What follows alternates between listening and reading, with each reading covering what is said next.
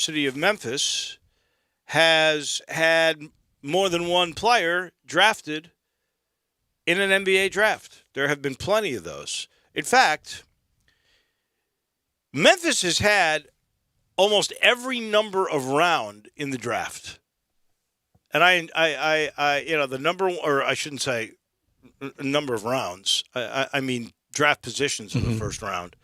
If you look at the top, they'd never had a 2. James Wiseman would be perfect because then you would complete that second pick. Rose was a number overall 1. Penny 3. Tyreek Evans 4. So was Win Wilfong. Wayne Yates was the 5th overall pick. To the Lakers. DeJuan Wagner was the 6th. William Bedford was the 6th. We've never had a 2. But we've had 6, and I think we had Lorenzen Wright was a 7th overall pick. So we've had 1, 3, 4, 5, 6, 7. To get 2 players before, it's happened many times. Yeah, well, it's Chuck Galena. Of course it is. Chuck Galena gave us these notes. When's Chuck sleeping incredible. these days? I don't know. Chuck, I don't know. Take a nap, my man. I'm not going to go through all of them, but I'll go through a few. 2 players taken before. There have been 3, like the year Larry Finch went, there were 3. Ronnie Robinson and Larry Keenan. Right.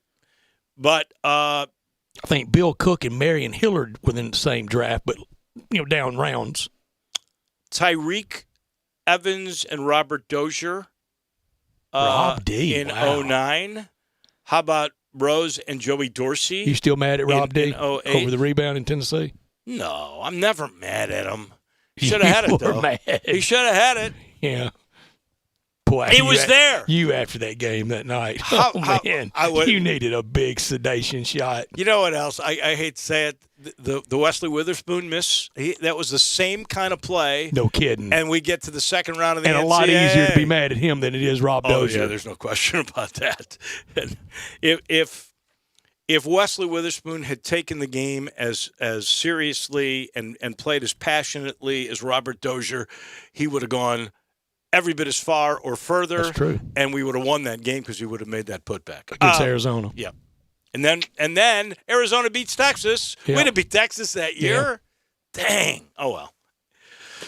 Don't start me on the 2008 because that's really the one. Up 9 with 2:12 to go. All right. So in 08, Rose and Joey go. How about 06, Rodney Carney and Sean with a E. Sean Williams to the Pacers, 16. Is that right? 17. I don't remember. I think they went back-to-back picks, 16 and 17. I think that could be right. Very good. Then we had, back before Drew was around, Sylvester Gray and current Tiger assistant coach Dwight Boyd.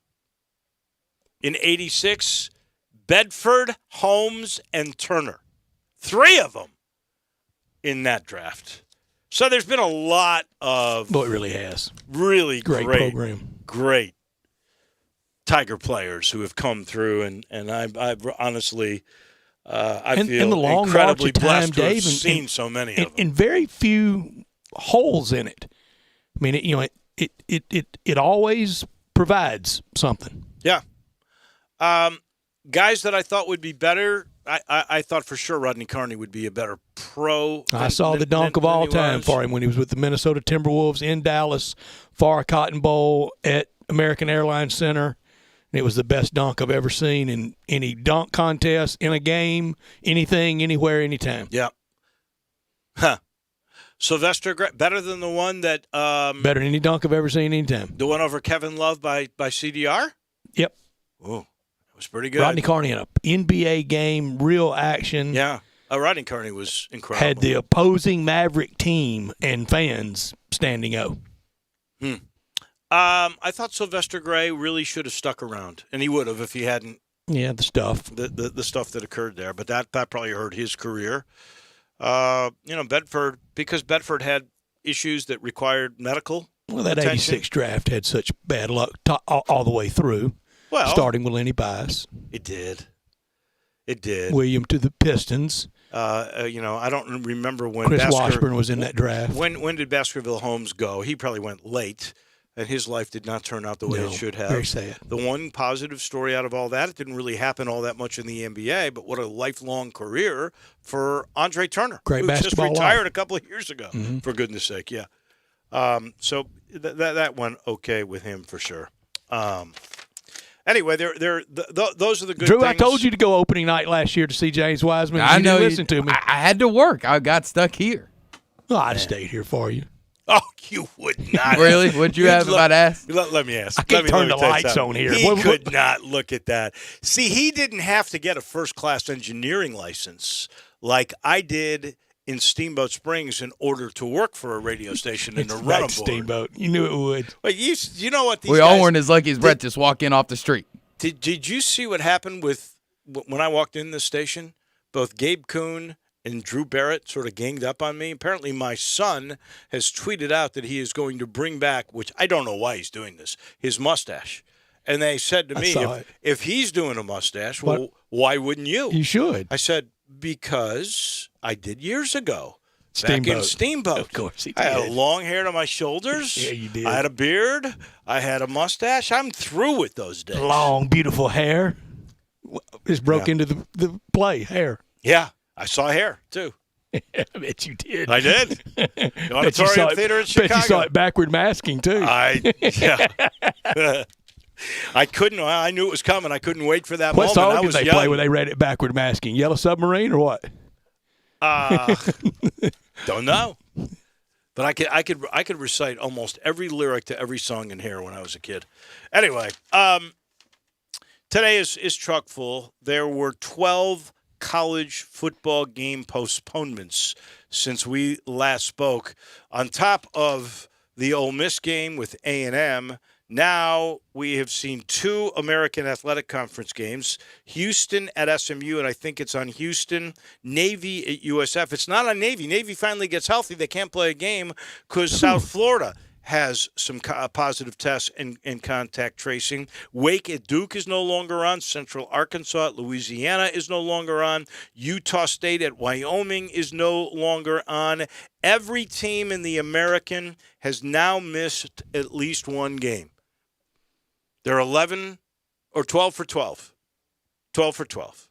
And going into this weekend, only South Carolina and Arkansas yet to be displaced either with a missed game or having to swap a date. And it sounds like South Carolina's barely hanging on. Well, South Carolina, there's a lot of people, and we talked about this a bit yesterday, this is unintended consequences, but when they decided, and I'm not arguing with their decision because the team didn't play very well under Will Muschamp, but one of the unintended aspects of all this is that the players that he brought there like him and were loyal to him, even if though they couldn't win for him. And so they're opting out like crazy, and then you've got some COVID, and now you're right. That thing, I guess they play Mizzou that's got issues. I think Mizzou's down close to the 53 to a threshold. Yeah, it's crazy. The Sioux Falls, South Dakota tournament still on. The reason I know this is that the West Virginia pre- and post-game guy called me a little earlier today asking me to be on, so they're still planning on going. So Memphis is still planning on going. There's 2 teams, and earlier today, Northern Iowa replaced Texas A&M.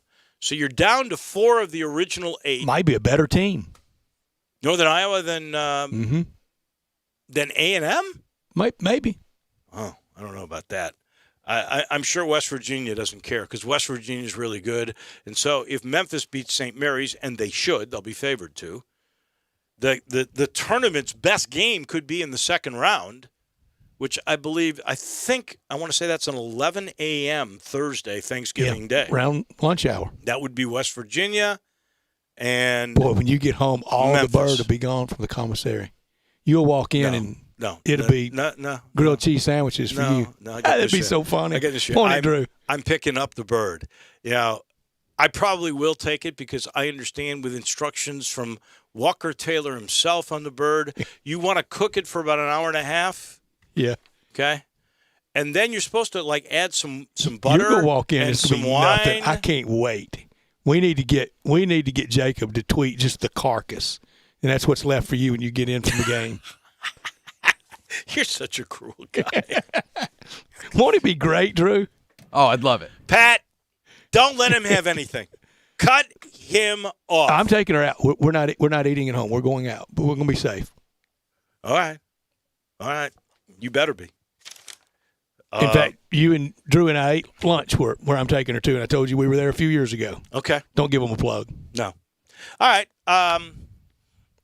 We are busy today. We got T.J. Reeves coming your way in a minute. Barrett Jones on the, I guess the SEC, really college football. Got a busier schedule this week than last week. He does. And then the business of sport, our professor from Harvard, Ricordo, back in fold. We've got Mike DeCourcy. Maybe he'll know more about what's going on with the tournament in South Dakota. Steve Earhart, who can brag about what was, I understand, a really, really good moving combine where all these guys got noticed. Somebody on the spot got offered a scholarship. We'll find out from him at 5:30. We'll end it with crunch time. So you're watching the game, you see another ad for FanDuel Sportsbook, and you think to yourself, is that legal here in Tennessee? You bet it is. FanDuel Sportsbook now legal in Tennessee. Let me apologize for Buffalo last night, but if you had the over in Kent State, they got 69, so they got there by themselves. You can place your first bet on FanDuel Sportsbook risk-free and get up to $1,000 back if you don't win. Seriously, there's no strings attached. Just place any bet you want. If you win, you keep the cash.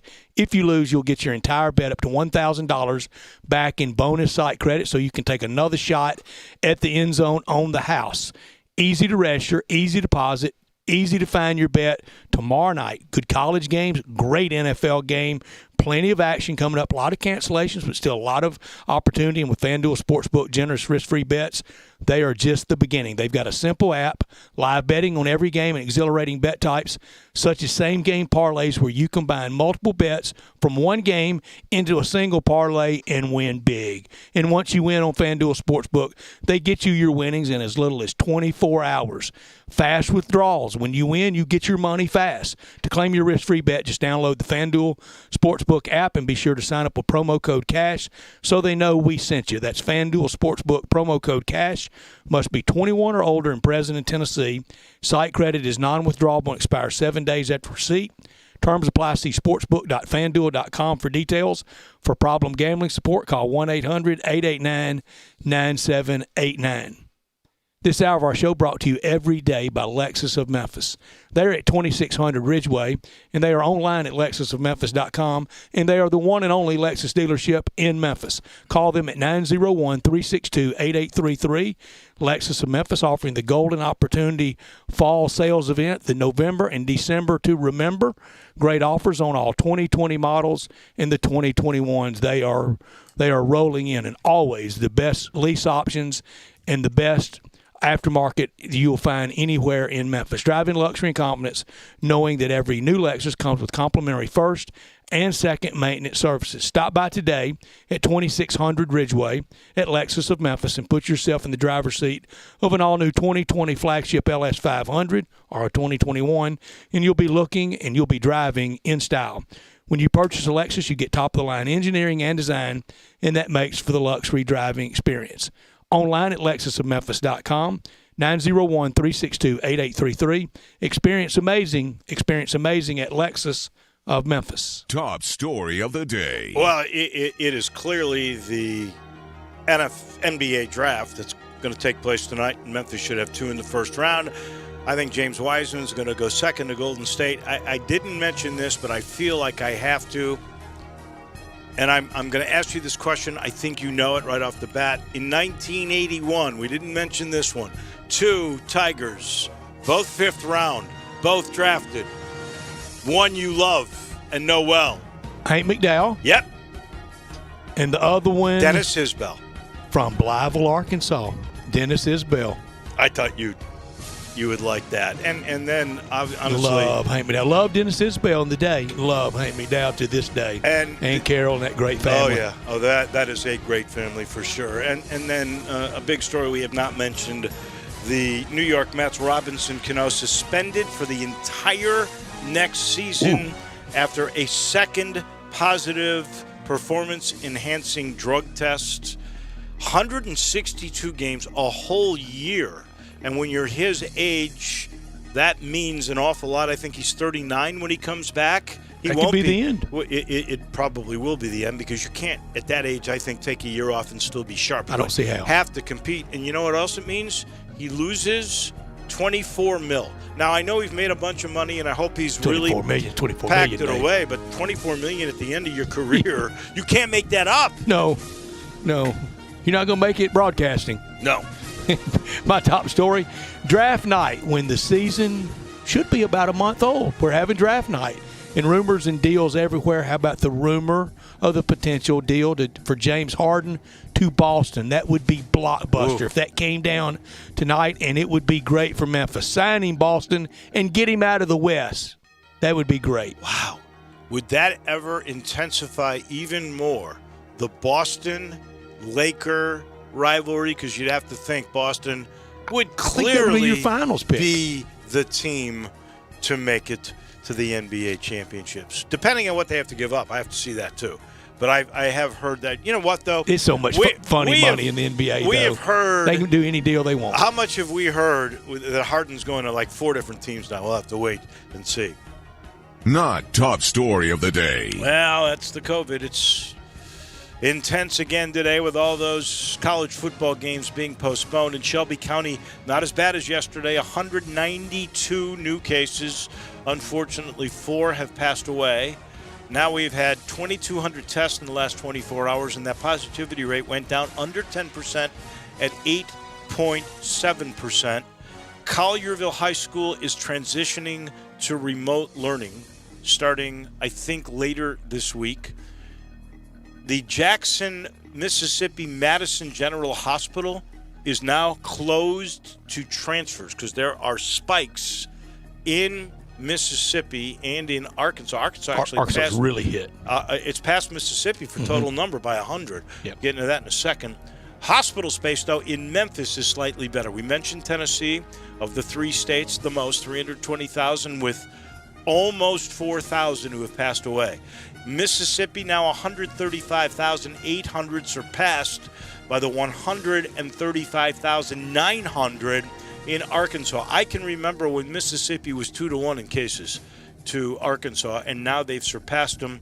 But Mississippi, 3,600 who have passed away, 2,250 in the state of Arkansas. We've had 11.75 million cases in the U.S., 60,000 new, over 250,000 who have passed away. They say in New York City now they will temporarily close the school system starting tomorrow. They did not say for how long. 4.33 million active cases in this country, 56.33 million now throughout the world, 406,000 new cases. 406,000. That is still very scary. My not top story, 2-part NBA schedule getting ready to be released, and it will have May Madness in it with a play-in tournament. The first half of the schedule has been decided. The first half will run December 22nd to March 4th, and then after that will be the second half, which will basically be a schedule of makeup games for cancellations and interruptions for the first half. That's why they're building their flexibility. It's smart, makes a lot of sense. If it's coming from Adam Silver, smart and makes a lot of sense, is usually associated with it. That's just what I was going to say. I mean, who has ever heard of a major league doing half a schedule and waiting for the other half? And that's the smartest thing I've ever seen, because we have no idea. It's fine to be aspirational, but you got to be realistic. Well, and by the way, we might want to make it, okay, these teams have separated. We'll do the bottom teams for another kind of playing kind of thing that they'll figure out. That will bring up attendance. And, oh, by the way, these can have fans. We could have fans by then because we could have vaccines in place by then. Another brilliant move by the fantastic commissioner, Adam Silver. And those are your top and your not top stories. We are officially underway on this Wednesday on Sports Time. We are Sports 56 WHBQ. Listen to us daily on AM 560, 98.5 FM, and 96.1 FM. Farmers Insurance knows that when you're in the car and that song comes on, yes, that's the one, you have no choice but to pull out your imaginary drumsticks and smash those cymbals and stomp on that kick pedal, which unfortunately is the accelerator pedal. And we covered it. Talk to a farmer's agent who knows a thing or two because they've seen a thing or two. Call Chad Gatlin at 901-235-1176 or get a fast quote at memphisfarmers.com. We are farmers. Bum, bum, bum, bum, bum, bum. Underwritten by Farmers Truck Fire Insurance Exchanges and Affiliates. Products not available in every state. Brian Elder's Roofing Solutions. Chris Price here for Brian Elder Roofing. The storms we've had over the past several months have been devastating to our communities. The rainy season is ahead. You may have not even noticed the dripping in your attic, water stains throughout your home, or even worse, mold and mildew. Please call Brian Elder Roofing and we will send out our project managers to assess any damage. We will not try to sell you a roof if all you need is a repair. We will measure your roof from outer space. 0% for 60 months, even no payments till 2022 are available with approved credit. If you've noticed missing shingles, water stains, leaks in your roof, call us before you call your insurance company at 867-0303. That's 867-0303, and we will provide a free, thorough inspection of your roof's condition. Call 867-0303. Brian Elder's Roofing Solutions. The Black Friday sales event is on at Gossett Chrysler Jeep Dodge Ram Fiat on Covington Pike. And we're going to blow you away with what you save. 2020 Jeep Renegade Latitude 4-wheel drive IAHS top safety pick. We Gossett at $20,736 or $259 a month. Or power up your game in a 2020 Dodge Charger $24,320 or $299 a month. And get rammed up in a 2020 Ram 1500 Tradesman Crew Cab 4x2 $29,656 or $396 a month. And 2020 Jeep Grand Cherokee Laredo 4x2 $29,878 or $398 a month. Drive past the rest. Come to the best. Gossett Chrysler Jeep Dodge Ram Fiat 1901 Covington Pike. Online GossettMotorCars.net. If you want it, we got it at Gossett Motor Cars. All must finance through Chrysler. 3,500 cash down. 75 months at 4.11 APR. Renegade LPM 02132 MSRP 26,580 Charger LH 167,053 MSRP 31,490 Tradesman LG 29329 MSRP 37,855 Cherokee LC 403,192 MSRP 35,495 includes all rebates and incentives. PF 695 excludes tax title and license. See dealer for complete details. Offer valid through 11/30/2020 with approved credit. Dealer stock only. When you visit Navy Liquor at 7866 Highway 51 in Millington, you'll be treated like family by friendly, knowledgeable staff. Select are your favorite bourbon, vodka, scotch, beer, tequila, gin, and rum, as well as wines from all over the world. An amazing selection of sakis, too. Coldest beer in town. Beer kegs are available. Any beer, any wine, any liquor. You got the Navy Liquor hookup. Come see us, holiday or any other occasion. Navy Liquor, corner of Highway 51 and Navy Road in Millington. Now, back to Sports Time on Sports 56 with Wolo and Stack. This hour of Sports Time is brought to you by Lexus of Memphis. Here once again are Dave Wolochen and Brett Norsworthy.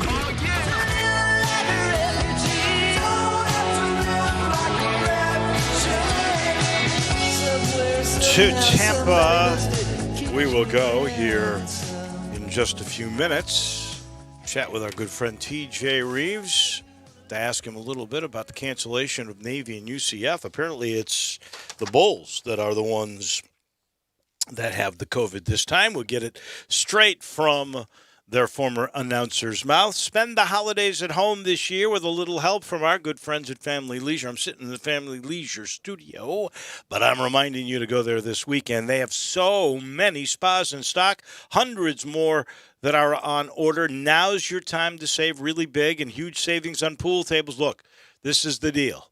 We got to stay close to home this Thanksgiving. We're not having huge mass gatherings. You might have your kids over, maybe some cousins. If it's family, how about some games? Game tables, arcades, those pool tables, and then after the meal, we got massage chairs and a whole lot more, and they're on a special price this weekend. By the way, you buy a pool now, you save the 2021 price increase, you get the 2020 price and early installation scheduling. The holidays at home sale happening right now at Family Leisure, Witten Road and I-40, where family and fun come together for the holidays. It'll be a big holiday weekend, I am sure. Coming up next Thursday in the Reeves household is the Twins are they going to help make the turkey this year, TJ Reeves? We got to figure all of that out. It is good to be with you. And, the planning and the preparation, I guess, is already underway for all of that as we get ready for next week. There's never a problem with preparation or consumption whenever we're around. It will definitely be a little different this year, like you were mentioning. Yeah. But not on the consumption front. I don't think so. It has been a year different. Another thing that may be changing in the Tampa-St. Pete area, you may have a new franchise in town. Are the Raptors going to play all their games there? That is one of the options being explored, and it is fascinating that welcome to 2020. Just everywhere we turn, every which direction, that they could end up being here. And there have been serious discussions about this. And so, especially with the building, the Amalie Arena, the downtown building where the Lightning play being available, and the Blue Jays obviously train in this area for whatever that's worth. So there has been discussion, serious discussion. I don't know that it's finalized. Apparently, from what I understand and from what's been in the local media here, they've been told they can't play in Toronto, and their preference is to play somewhere to essentially plant and play permanently for this season, and this appears to be that option, which, again, you're still trying to figure out the Lightning. When can the Lightning play? Can there be fans there? And now you may complicate it a little bit with the second team in the same building in downtown Tampa, but there is definitely merit to what's being reported out there, especially out of the Toronto media. They're the ones that have primarily been out in the forefront of this story, saying Tampa is the possible destination for the Toronto Raptors to play home games this year. It'd be interesting to me to see who would have the priority. Obviously, it would be the Lightning that would have the priority, so they would get their dates first. There's not many situations in the NBA that are like that. I know when the Bulls first started in Chicago, at the old Chicago Stadium, the Blackhawks actually had the right of first refusal. But once they moved to the United Center, I'm not sure what the case is there. But for the most part, generally it's the NBA team. You're right. Exactly right. Yeah. And in this case, the NBA is playing before the NHL because right now the NHL does not have a definitive timeline. They're really waiting on when they're going to begin. Exactly. Because so the impact on Canadian teams, they have so many. Well, right, and the NBA is slated to begin, I believe, the week of December 22nd. The NHL has talked about, but not announced, beginning either with the New Year's Day game and that first week of January, but that's not definite yet. So the NBA may be playing at least a couple of weeks or more before the NHL is under this scenario. And I also am pretty certain that neither the NBA nor the NHL are interested in another bubble. I think that was too hard on finances and also on the mental aspect of it for the players. I just watched the other night on HBO, the Shop or whatever they call that show with LeBron. He had former President Barack Obama on, and he was talking about how difficult that really and truly was for the players from a mental standpoint. So I don't think they want to go there that way. So what's the deal with the USF Bulls and the new cases of COVID? Is it contact tracing? Are there a bunch of positive cases? Do you know anything about that? So yesterday, Jeff Scott had his press conference, and I did see some of that, where he talked. I mean, they're on two fronts. They are injured badly, and a lot of teams are. And now you have, yes, I believe it is contact tracing. I'm not intimately involved, although I do talk to some other people here and there with the day-to-day of it. But I believe that's what this is, that the concern is you've got players that came in contact with it, and so they're unsure and at the same time very injured. And so early on in the week here, they're saying to the American Conference, this is not a good idea. We need to go ahead and hit the pause button, and maybe this game gets rescheduled, and maybe it doesn't here at the end. And you saw the Bulls, who played one of their better games this entire season a couple of weekends ago, but it has been an awful year by and large for them. And it was a blowout loss at Houston last week, a game that they were basically not in. So you're almost to the point now where USF's got one or 2 games remaining here, and you wonder how many they're going to make up. They're not headed to a postseason game with only the 1 win against the Citadel. So these are times, and I was just looking before you came on. It is amazing here over the course of the last couple of hours how many games have now been postponed just today and just this afternoon, with the Mountain West games getting postponed. And you really are fearful here in the short term that we may see a pause. I'm not saying this will happen. We may see a pause by several of the Power 5 conferences, at least for a week here, to try to get it under control in and around Thanksgiving. Don't know. Certainly the Big Ten can't afford that. But if the SEC or the ACC wanted to do that, depending on if it was a big enough problem, they have dates to play with and have played enough games to be able to make it work out. But I think, what are we up to, Brett? You may have the number as well, like 15 games already right now on Wednesday afternoon aren't going to be played. It was 12 when we went on the air, and I'll be honest with you, I've not seen the I saw I've one. seen 14. We're up to 14 now. 14, because I saw one Mountain West. There's two. There's now 2 from the Mountain West so this afternoon. That's how we got to 14. Overwhelming number of cancellations. That's a big number. But still, so far this year in college football, about 83% of the games have been played. And it's an important point. It is not the only part of this argument, but it's an important point. A lot of these are being canceled out of the caution of the spread, and not because it's widespread positive tests. Yeah.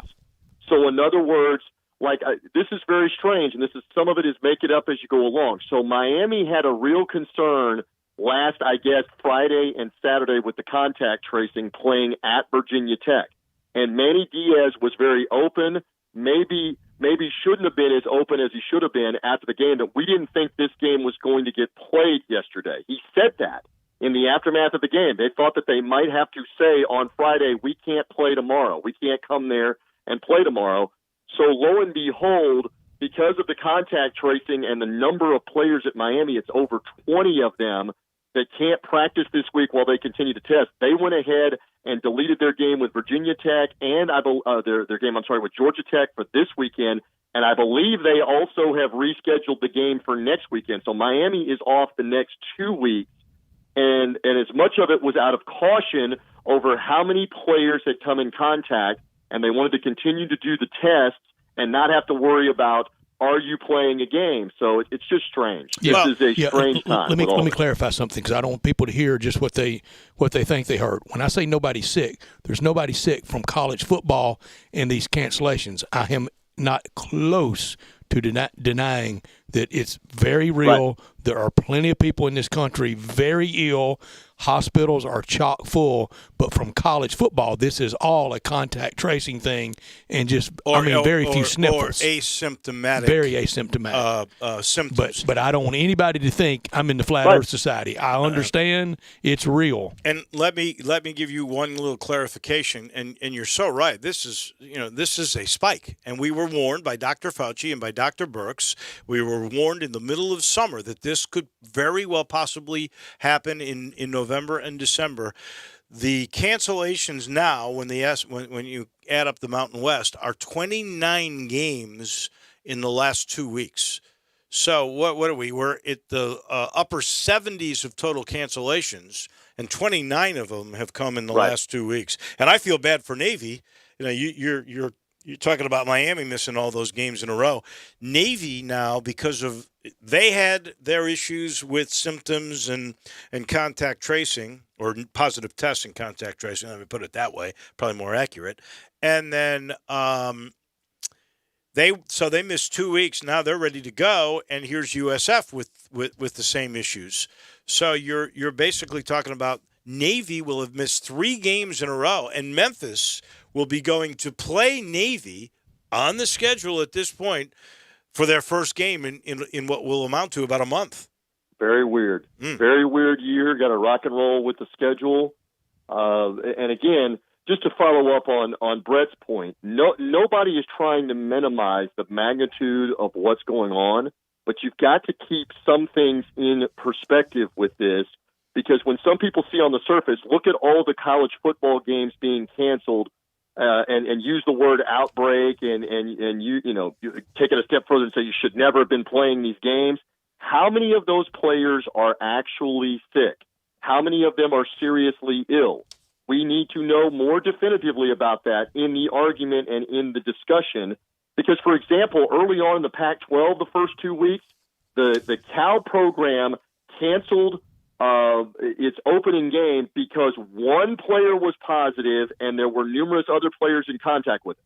One player that was positive on the team, and so they just, out of almost nuclear button caution, said we're not going to play the opening week while we do this. So again, when there's that much caution almost to a fault, it needs to be articulated. How many are actually ill? How many are actually seriously ill while we're having the discussion? And you've even had the story about the Penn State running back that through the extreme extra caution test, and a lot of it for the red herring that was myocarditis, that they found an abnormality in the expansion of the heart muscles that that they hadn't found it through all these extra tests, that if he had continued playing, it probably would have been a sad case of a Corey Stringer type. So you could even say that's exactly right. The abundance of caution has saved lives.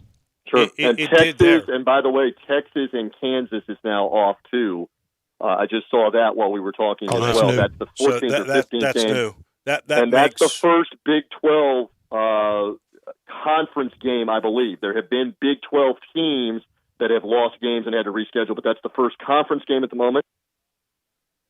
So that is 15 and 30 in the last 2 weeks. 15 this week, so 15 each week. I don't know if we lost you, TJ, or not, but we got about a minute. So tell me your thoughts on the very first and probably only ever Masters in November at Augusta and Dustin Johnson's performance. Hey, the 30-second version is it was great to see the golf. The pictures were tremendous, and we would have wanted a more exciting Sunday final round, but what a dominant performance by Dustin Johnson to finally put that thing away when he had been 0 for 4, tied for in the outright lead of the Masters or of a major championship, U.S. Open, British Open, PGA Championship, et cetera. So you got to give him a lot of credit. I wish there had been more drama. It looked like we were going to line up that way on Saturday when 9 guys were tied for the lead after about 2 or 3 holes of play for all of the big names. But it was just great to see it. I understand why the ratings were less. It's called the NFL. So, and it's called No Tiger, and it's called somebody that lapped the field. Well, yes, but I mean, we've seen everything else go up against the NFL on Sunday and college football to an extent on Saturday and suffer from it. But it was still great to see that they got that in, and we played most of the golf this year. It's a testament to what the PGA Tour, the people putting on those tournaments did, and the players that we were able to play most of the golf, including 3 of the majors, by the way, for 2020, while we're keeping score. And we thank you, TJ. We really do. Stay healthy. I do not believe we will be I won't be chatting with you next week. I will be, hopefully. If Stats needs me, if Drew needs me, whomever, I'm around while we're making the food. We got Monday Night Football, so the Bucs not even playing this week. Bucs Monday night with the Rams, and then a little Thanksgiving next week. So if you need me, you know where to find me. Other than that, happy Thanksgiving. Thank you, my man. Behave yourself. Best to your family from me. Thank you. We appreciate it.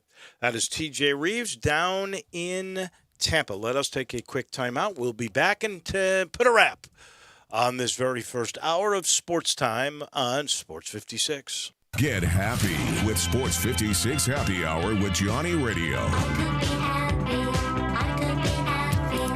Weekday afternoons from 1 to 3 on Sports 56, 98.5, and 96.1. Swing into Edwin Watts Golf Shops this holiday season for the hottest gifts from Titleist. Featuring the Titleist TSI metals with an all-new aerospace titanium-based construction that's never been used before in golf. This new engineering pushes the boundaries of speed. TSI is faster in air and faster at impact to give you the longest, straightest, best-looking, best-sounding Titleist metals ever. Come into Edwin Watts Golf Shops and get custom fit today. Edwin Watts Golf Shops, your holiday headquarters since 1968, and shop online at worldwidegolfshops.com. SportsTime.com. Hi, I'm Tito Beveridge, founder and master distiller at Tito's Handmade Vodka. In 1997, I started the first micro distillery in the state of Texas with my dog, Dog Joe, at my side. We're still working with dogs out at the distillery after all these years. Learn more about how dogs are a part of life here at Tito's Handmade Vodka at vodkafordogpeople.com. Tito's Handmade Vodka is made from corn and naturally gluten-free. Cheers. 80 proof Tito's Handmade Vodka, distilled and bottled in Austin, Texas. Tito'sVodka.com. All 36-month leases, $31.49 due at signing, 0 security deposit, 10,000 miles per year, 20 cents excess mileage, $6.50 acquisition fee, Forte, LE 242,174, MSRP 20,505, sold, M7755, 682, MSRP 20,315, K5, MG 003,199, MSRP 25,725, K900, MSRP 65,610, L60 26,907, L60 21,220, includes all rebates and incentives, PF 695, excludes tax title and license with approved credit offer valid through 11/30/2020, dealer stock only, warranty is a limited powertrain warranty, see Kia.com or retailer for details. It's time for the Kia Holiday Sales Event and time to command the season in your new ride from Gossett Kia South on Mount Moriah. 2020 Kia Forte, just $133 a month lease. 2021 Kia Soul, only $148 a month lease. Plus 2021 Kia K5, only $189 a month lease. And they're all 36 months, $31.49 due at signing. And don't miss the 2020 Kia K900. We got it at $10,000 off MSRP. So whether you live in Horn Lake, South Haven, Olive Branch, or Memphis, you'll be happy at Gossett Kia, 2680 Mount Moriah or KiaMoriah.com. If you want it, we got it at Gossett Motor Cars. Hi, this is Troy Fiveash, owner of Fiveash Roof Services. You've heard me talk about how we offer the best products, the best warranties, and the best services for years. Now let's talk about pricing. Pricing should never be the only reason you hire a contractor, but in today's world, pricing is always a consideration. So we suggest you get 2 or 3 estimates for your roof replacement from a reputable, licensed, and insured company, and then give us a call. If we can't beat your best price for a comparable roof system by more than $100, we'll give you $100. It's that simple.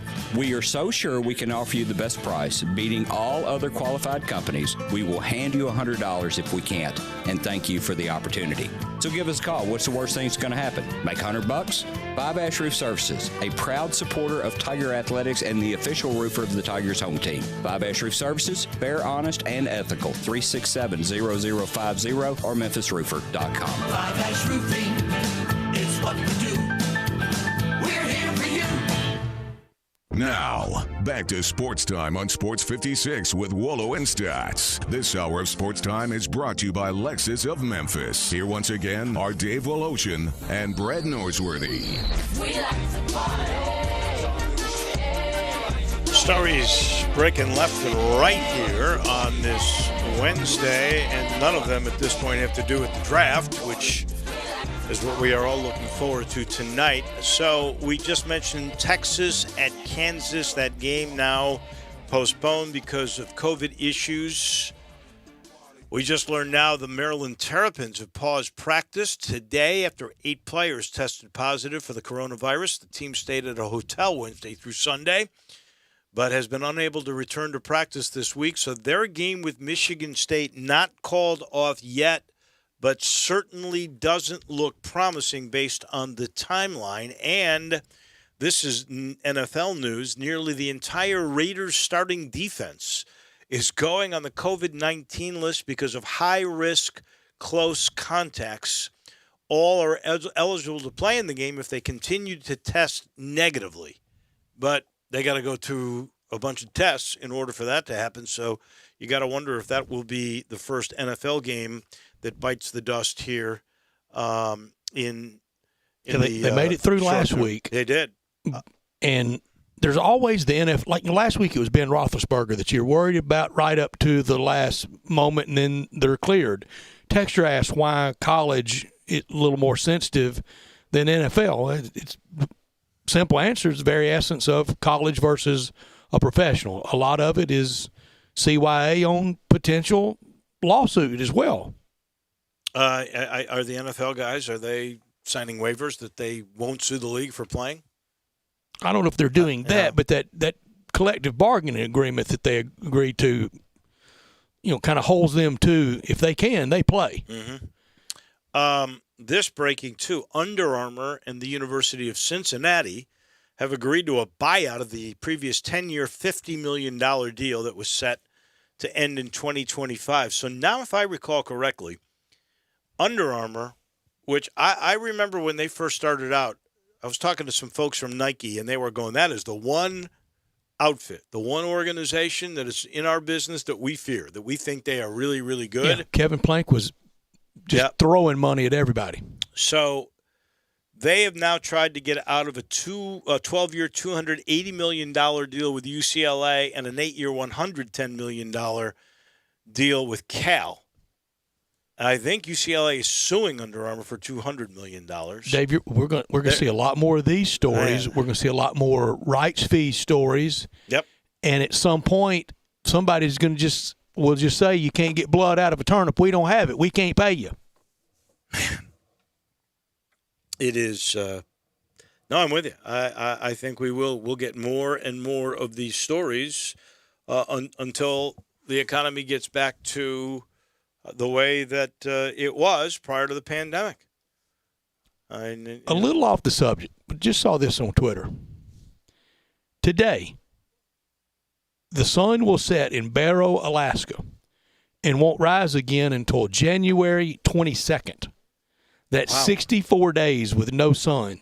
Really? The whole town is lit with streetlights, as this happens every winter. In exchange, every summer, they see about 2 months with no darkness. Huh. So I didn't realize it got to that extreme. I can remember, the first of these, back in the day, how great would it have been 64 days in the dark? It would never be good. Oh, it'd be great. I could never. Think how good I don't you'd understand feel. why people live there. Think how good you'd feel, because we know the cure to a hangover is the sun setting. Yeah. Well. And getting dark again. I can remember the Alaska preseason basketball tournament. The Alaska around Thanksgiving. Mm-hmm. That was the first one of them. Yeah. It was before Maui. It was great. Maui, Great Alaskan Shootout was great. Maui kind of took their thunder, but they owned it for a while. I'm going to say started late 70s, and Great Alaskan Shootout. I'm going to say, yeah, at least that. And I remember Bob Carpenter was one of the first guys from ESPN that did that. And I asked him about it because I never got that assignment. I kind of wanted it. Never got it. And Memphis never went there. I've been to Maui several times on the U of M. Arkansas went a bunch, a couple times. Yeah. That's because they were big-name teams back then and were a draw. So anyway. Started in 78. I asked him about it, and he said to me, he goes, it's really depressing because that time of year you only get like 4 hours of sunlight. 4 hours. You're talking 0 hours in this place until January 22nd. But, Drew, think about in the day. 2 months of darkness? But in the day, just get to your favorite tavern and stay there for 64 days. I think that would get old after a day or two. I could probably make it a couple weeks. Man. At the tavern. Man. But 64 days, I couldn't do it. That would be depressing. I saw somewhere, I think it was in Australia. What would you prefer, the 2 months of nothing but light or the 2 months of nothing but dark? Oh, I'd take the 2 months of light for sure. I could find a place to get dark and go to sleep. You went on an Alaskan cruise. You've been to Alaska, haven't you? I have been. Yeah. Have you ever seen sports in Alaska? No. Boy, that would have checked a big one off if you could have covered Great Alaskan Shootout. I really would have liked to. I truly would have. And I don't even know if they still have it. No, they don't. They don't have it at all? They don't. Last year was 2017. Last year was 2017. That's too bad. It was fun. They were ahead of the game. They were smart. They were the first ones to conjure up, Quacky get together. tip times. Oh yeah, it was great. Somebody sent me the coolest, and I think it was in Australia, a moonrise. Have you ever seen that? So there's this like church. I think I have. And was that the moon? I'm not talking about the sun Okay. rising. This was the moon rising over the ocean, and it is spectacular. There's a lot of. I want to see one of those. A lot of things. I've never been. You to haven't Australia. been to Australia. Never been to Australia, nor have I ever. Australia been to and Antarctica, your last continents. Yeah, and I'm going to make it. You will. We got to get you. I am definitely going to make it. Get you to Antarctica. This portion of the show brought to you by the Eflin Insurance Group. That's okay. The Eflin Insurance team is waiting for your phone call. They are professionals, and they've got a really great philosophy. It's get to know you and then to find the right things to fit your absolute needs and your budget.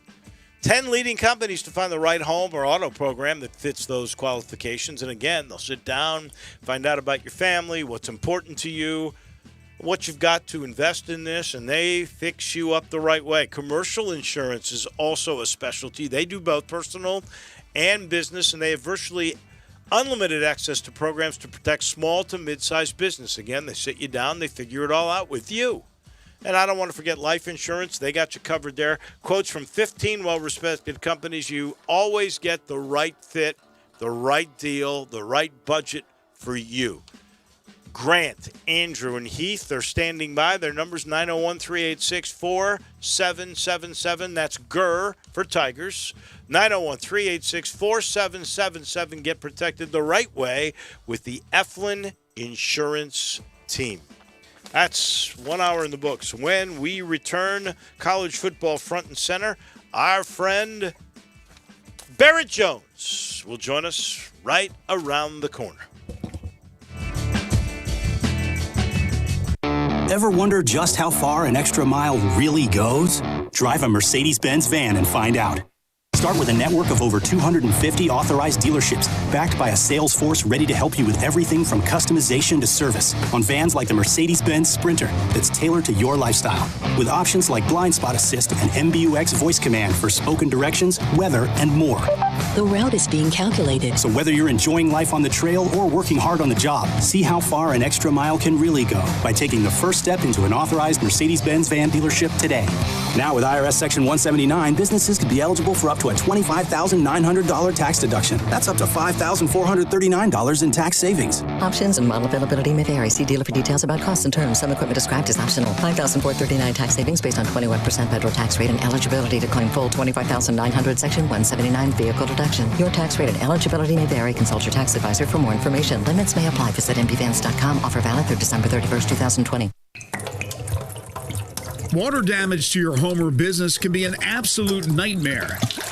And the faster you remove the standing water, the faster you can prevent secondary damage. Landmark Construction and Emergency Services specializes in water extraction. They have been a trusted name in the Mid-South for over 20 years. They are a Memphis-based company ready to serve your needs with their 24-hour emergency response. They are always on call and will respond within an hour. They work with most insurance companies and are the official restoration contractor of the Memphis Tigers home team. Landmark Construction and Emergency Services can't prevent disasters in your home and at your business, but their water damage team will certainly respond quickly to minimize and restore the damage. Call 901-452-0390. That's 901-452-0390 or online at landmarkco.org.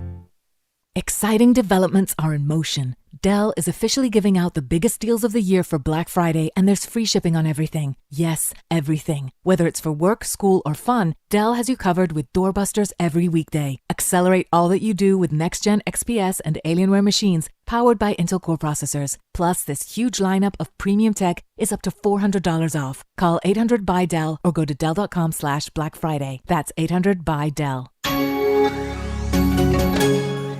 Hey, sports fans, you already know about the great steaks at the Butcher Shop Steakhouse, a Memphis tradition since 1981. They specialize in hand-cut aged beef right over that hickory charcoal. But did you know the Butcher Shop also has great seafood items, from fresh Atlantic salmon with dill sauce, pan-seared red snapper with sautéed shrimp and Cajun cream sauce, Canadian cold water lobster tails, crab stuffed shrimp, homemade lump crab cakes, and a whole lot more. Oh, and don't forget the Fresh Burger Fridays for only $8.95. Come in, enjoy a fantastic dinner at the Butcher Shop. If you need a great private party, the Butcher Shop is your place. 6 different private rooms, seating from 12 to 250, all equipped with audio-visual.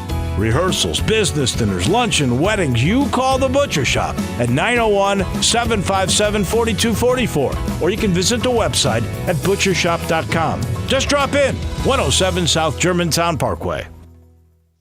All 75 months at 2.99. Mirage, LHO 10130, MSRP 16565. G4, LHF 12138, MSRP 17435. Outlander, LZ 038819, MSRP 381. Outlander PEV qualifies for a 5,836 federal tax credit. Consult your tax advisor. Includes all rebates and incentives. PF 695 excludes tax filing license with approved credit. See dealer for complete details. Offer valid through 11/30/2020. Dealer stock only. The 2020 year-end sales event is on at Gossett Mitsubishi on the Pike. 2020 Mitsubishi Mirage. Buy for $11,100 or $99 a month. 43 MPG Highway. A Mirage you can't miss with 2020 G4, 41 MPG Highway, $139 a month, or buy for $12,435. Plus, crossover with 4x4 off-road capabilities with 74 MPG. 2020 Mitsubishi Outlander plug-in hybrid EV, $27,838 or $359 per month. And 10 years of confidence with Mitsubishi's 10-year, 100,000-mile powertrain limited warranty. Get to Gossett Mitsubishi today, 1870 Covington Pike, or shop online at memphismitsubishi.com. If you want it, we got it at Gossett Motor Cars.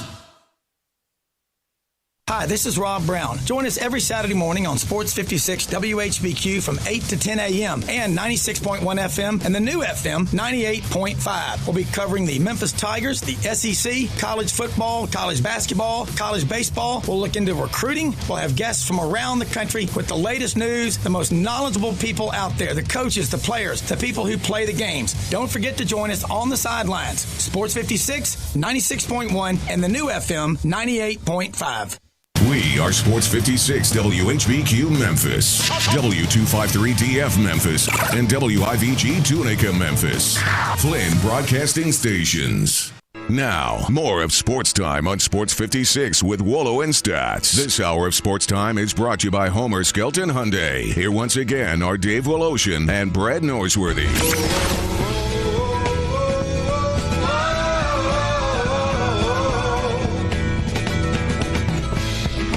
Welcome back in on this gorgeous Wednesday afternoon. Second hour of Sports Time with Wello and Stats. Stats in the house today. It is draft day. Draft is tonight.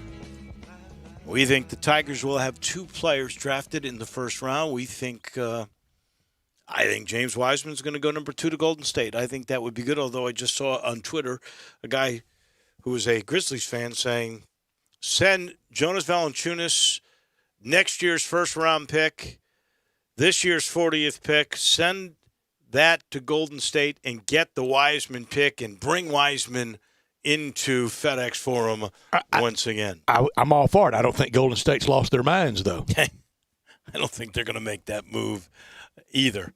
And this is a week, a day, unfortunately, that we've seen 15 college football games postponed. Maybe more will be coming. COVID-19 has taken a couple away from the American.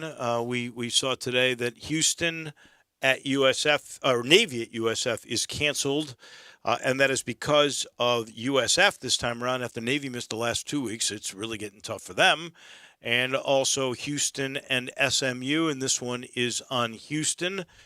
So we've had 30 games canceled now in the last 2 weeks. So obviously we have hit the spike that Dr. Anthony Fauci and Dr. Birx both warned in the middle of summer that this was coming.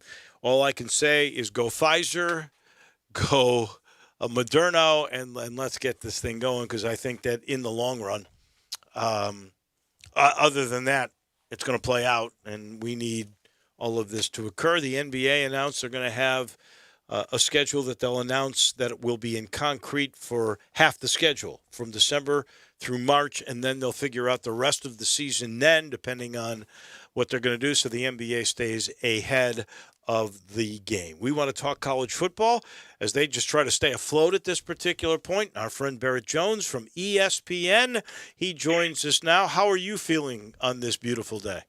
Well, what's up, guys? I'm feeling great, but it's a tumultuous time. I think that I was very surprised the first few weeks that we didn't have more of this. It went so well to start, but I think we got to just keep staying the course. I mean, the facts in my mind have not changed for college football players. Number one, they want to play. That's probably the most important thing. And number two, I still feel like they are safest with their teams and not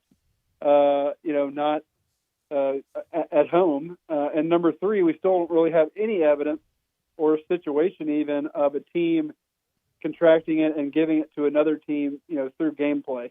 Not that hasn't happened, but there hasn't really been like one team play another team and then that team had an outbreak. So, there's still some positive news. And so I think that hopefully everything will get back on track. And obviously you're going to have to be flexible, and it's going to be weird at the end of the year when every team has played a different number of games and we're having to try to compare schedules and use advanced metrics. And I'm sure there will be, you'll be able to kind of craft an argument however you want to craft it. But it's, it's a weird year. We're going to just have to figure out how to make the best of it. And isn't that the history of college football? You can almost craft any argument and claim whatever you want to out of a lot of different seasons. We've had more definition in the BCS and college football playoff era starting in the late 90s. So let's say, I'll be gracious and say 25 years. We've had more definition over the last 25 years than we ever had at any other point in college football history, Barrett. Well, no doubt. Yeah, you're right. I mean, college football has never been equal. That's the bottom line. I mean, you think back to the days of Bear Bryant when they had 150 scholarships that they gave out, and other school. You're right. We've had it's been better in the last little era than it ever has been. So, yeah. You know what? At the end of the day, though, we got to remember what college football is about. And yes, of course, you want to win championships. But honestly, I played college football, so I can say this. I mean, you love it. It's fun to play. It's still enjoyable. Yes, it's a lot of hard work, but most of the guys that are playing really enjoy what they're doing. They enjoy playing. They enjoy competing. It helps to teach them life lessons. And maybe you're out there rolling your eyes saying, oh, man, it's all about the money now. And maybe for some people it is. But I still think that most college football players, people forget that most college football players, maybe they don't admit that they know, but in the back of their mind, they know that they're probably never going to play in the NFL. And they're really just doing it because they love it. So they love it, and the fans enjoy watching it. And that's okay, too, by the way. Some people paint that out to be a bad thing, like, oh, you're exploiting these kids. No, you're not. I mean, if the kids want to play, again, they love it. And nobody's making them. At least most of them. Well, the question is, did you ever feel exploited? Never. I mean, look, I understand. I really do. I'm a finance guy, so I get the numbers and how they work, and I don't think they're going to be sustainable forever. I mean, some of the universities make a ton of money, but I understand too that my situation is a lot different than some people's. But the fact is, I got, I don't even know the value. I mean, several $100,000 of my education paid for, and not to mention that I think it made me a much better man and person, and the life lessons that I learned, and how it taught me character and discipline and commitment and effort and pride and toughness and a lot of the things that I think really you can apply to anything. So I didn't feel that way. Do I think that there's better things to do to fix it down the line? Yeah, I do. I think the name, image and likeness is a good step in the right direction. Now, that's a whole different show, what that's actually going to look like and how it's going to play out. But I never felt exploited. And I think the majority of college football players don't feel that way, even though there's a lot of people that try to paint it that way. The majority of the guys you talk to really enjoy playing the game and, enjoy the brotherhood of being with the guys. I mean, anyone who plays a sport knows that feeling of showing up and being with the guys and play, or the girls, if you play girls sports, that feeling of just the team. I mean, it's fun to be a part of something and to try to all work together and achieve something difficult together. That's a lost art, and it's enjoyable. Barrett, I got to have it. And I've heard your college football head coach, Nick Saban, talk about, he wouldn't know what to do if late July, early August, he wasn't heading to football practice. It's all he's known since he was 8 years old back in the coal mine towns of West Virginia and working all day for his dad at the filling station and then going to either Little League football practice and then on to junior high and high school and so forth. And you're that kind of person. It's the ultimate team sport. I've got to have it. A lot of people have to have it. And I'm so with you that yes, there are definitely some warts. There are definitely some things around the sport that have to be addressed, and I think they are being as forthrightly now as maybe ever. But all in all, still a great enterprise. What game did you end up doing last weekend? You were prepared for a couple. Which one did you do? I did Virginia Tech and Miami. So great game! Wow. My third not my third choice necessarily, but the third choice of the network. So, it was a great game, and so it ended up being pretty good. And then now, Miami, they had a bunch of guys that were announced out right before the game, and now they're not playing for the next 2 weeks. So, and Virginia Tech earlier this year has been hit so hard. So it's honestly it's not hilarious because obviously it's very real and it can be very dangerous for some. But like the injury reporting now that we're getting, and for legal reasons, and by the way, for good reasons, I totally understand the HIPAA part of it. They can't really tell us who has COVID, which makes sense. The kids are in college. So now, everyone on the injury list is just like all the teams are basically just telling us, this person's unavailable for the game. And so, some of these games you have, 15, 20 guys that are unavailable. You're not sure why. Obviously, some of them have COVID or were involved in contact tracing, and some of them have probably just regular injuries, but you don't really know the difference. So it's definitely made it challenging, and you just kind of have to tell the viewer, hey, this guy's not available. We really don't know why, but he's not available. Well, you know what? There were almost so many unavailable on Miami. They almost did not play that game. I think they were one or two players just over the limit, and they decided they probably could have gotten away with not playing the game. They decided to play it, and then it really worked out well for the Hurricane. And what's your take on De'Ara King? How good a player is he? Well, he's very impressive. I mean, look, the Miami offensive line was a little bit in shambles. They had one starter out, one backup guy, a guy who played a lot. So it didn't look very good against Virginia Tech. They gave up a bunch of sacks, and De'Ara King really had to make some plays down the stretch to almost will his team to victory. So, yeah, I thought he was a good player. I mean, I wonder what he's going to do at the end of the year. I think he could definitely benefit from another year. I think he could still grow as a passer. But he's really a lot of fun to watch. He's not a very big guy, and I know that it's become more in vogue to be a small quarterback with guys like Drew Brees and Russell Wilson and those kind of players. But, I think he has a chance to potentially be a solid pro. Again, I think he just needs to continue to develop in the way he reads coverages and as a passer. Barrett, I can even remember a cover of Sports Illustrated with Brody Kroll on the cover after an Alabama big win over Urban Meyer in Florida in 2005, and the cover said, "Bama is back." Well, they weren't all the way back. It took Nick Saban to bring them all the way back. You hear it around Nebraska. You hear it around Notre Dame, Texas, the big boys, back like with Alabama. For Miami to be back, I think the sign they will be back is when they quit talking about being back. Yeah, that's a good word. That's always. I wonder who started that trend. I mean, there's nothing we love more than to say this team is back. And the reality is, like, it just kind of depends on what back means. I mean, is Miami relevant again? Yeah, they're relevant. I mean, they had a relevant game this year where they played against Clemson, and had a chance to really take control of the ACC. Now they got dominated in that game. So, make what you want to of that. Are they back to the? If being back means that you're back to your highest peak level, then certainly they're a long way away from that. I mean, look, I was a young kid, but I mean, I remember some of those teams, even in 2001, 2002, and before that, just how good they were. Oh man, they're a long way from that. A long, long way. So it just kind of depends on what you mean by back. If it means asserting dominance over like being the best you ever were, then like no one's back, So I mean, like there's only like 3 teams that maybe you can say that are back. Then if that's the standard, it's Clemson, Alabama, and Ohio State maybe are towards their upper level of dominance of what they've been historically. But everybody else then under that would not be back. Dave, I guess we better throw in Notre Dame because they did beat Clemson. Yeah. Do you know the origination of they won a championship of the back talk? That's a great question. Where did that start? Barrett, in this area? I don't know. I'm just speaking as kind of one man, one vote. In this area, the first back talk I heard was when Ole Miss hired Steve Sloan.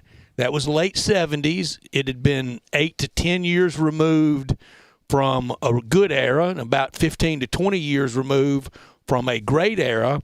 and that was going to be the hire to bring. And then he signed John Forcade, and that was going to get Ole Miss back. That was the first conversation in our immediate area that I ever remember attached to anyone. Well, there you go. And were they back, Brett? I'm not sure. I don't No. know my Ole Miss history that well, but I don't think they were. No, they won't. No. Well, So I think it's just kind of a catchy headline. They're back. Hey, Texas is back. Everyone wants to be the first to declare it. Yeah. And I mean, is Notre Dame back now? I mean, you brought up a great point. Like, that's a team that could legitimately be back. I don't know. I mean, we'll just have to see. I mean, one game, certainly. Whatever back means, it can't be just one game. Well, that's it. I mean, what is the true definition of back? Does it mean relevant? And We threw out an LSAT discussion question. I think it's fair to say Miami is back because they played in a game where you just said they could have taken control of the ACC, a league that may have two teams in the playoff this year. They didn't do so well in that, but they've only lost that one game. So if winning a national championship is the only way you can get back, it's pretty hard to get back. But if being relevant and being a program that is top 15 or 20 and people are paying attention, and I think that's sort of the fair definition for that. What's the game, Barrett, you've got this week? Well, under that, I'll just say the teams you mentioned, Nebraska is definitely not back. No. I tell you, and let me just say this: if we're using the old standards of Nebraska may never be back. That's right. I agree with that. I don't think they will. They're never going to be back. I mean, Texas, they're definitely not back either. Okay, under those standards. Barrett, here's one local. We always hear after about they win 2 or 3 in a row. We hear about Tennessee being back. Well, that's a good one. I mean. I've always, that's a great question. Like, I've always said, Tennessee, it's a sneaky hard place to win, in my opinion, because there's just not that many players. That's the hard thing about it is, you have the state of Tennessee, but then Memphis is 6 hours away, and there's not that many guys out of Nashville, Knoxville. Like, when Phil Fulmer was there, they recruited nationally. People forget. I mean, they were a national brand. They recruited all over the country. Signed Anthony Munoz's son from Ohio back then. Well, they were getting guys in the Carolinas because the ACC wasn't really taking football very seriously at all. Exactly, and that's hard to do. It's hard to do consistently, especially in this day and age. And you have to be kind of a national brand. So I mean, that's why I've always said I still think Georgia is one of the best jobs in the country. I mean, Georgia. I mean, okay, Georgia Tech. I know they don't run the triple option anymore, but they haven't really been a threat for a while. And I know a lot of other schools recruit there, but I mean, per capita, they have a bunch of players. I mean, Florida, they have Florida next door, and even Florida has to compete with, Florida State and Miami.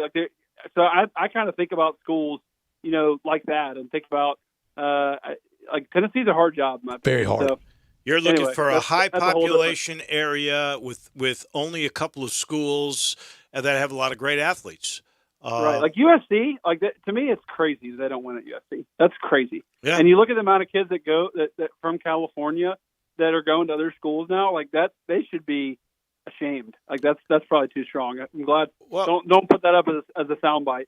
But it's affected all these 15 kids. Top 15 California kids. I think 1 or 2 of them go to USC. I mean, there's not that many schools out there, and there's still a pretty good amount of players, and they're going all over the country now. So anyway, that's a whole segue, but that's one that's crazy to me that USC is not better in Texas too. But that's a whole other story. Well, Texas, okay, I let me don't answer your understand question. it. But let me answer your question. I'm calling Bama, Kentucky, and I'm calling the Colts and the Packers on Sunday. I've been calling an NFL game every week. I can't remember if I told you that or not. You got Colts and Packers. You got a good one on Sunday. We're in love with Frank Reich. We're starting to give Frank Reich more credit for that Eagles title than he probably got than he got at the time. I was there with him for just a few cups of coffee. Oh, that's right. Camp that year, and so I got to know him, and he is just a great guy. I really, really like him a lot. I'm a big fan. You got a premier game. I think that is a terrific game for sure. I've had a great game the last few weeks. And some of them were determined before the year, so they're not all. But I mean, the game I had last week was supposed to be preseason when I saw the schedule, one of the games of the year. It was the Saints and the Niners. Now, obviously, we know the Niners weren't quite what we thought because there's so many injuries. But we have really good games, and I have Titans Colts in 2 weeks. So Oh, I got wow. another. That's another good game. That is outstanding for you. Yeah, back to the discussion of programs that should, based on what we're talking about, high population, not that many schools for competition, and usually they've been pretty good. Well, Penn State is in that same league.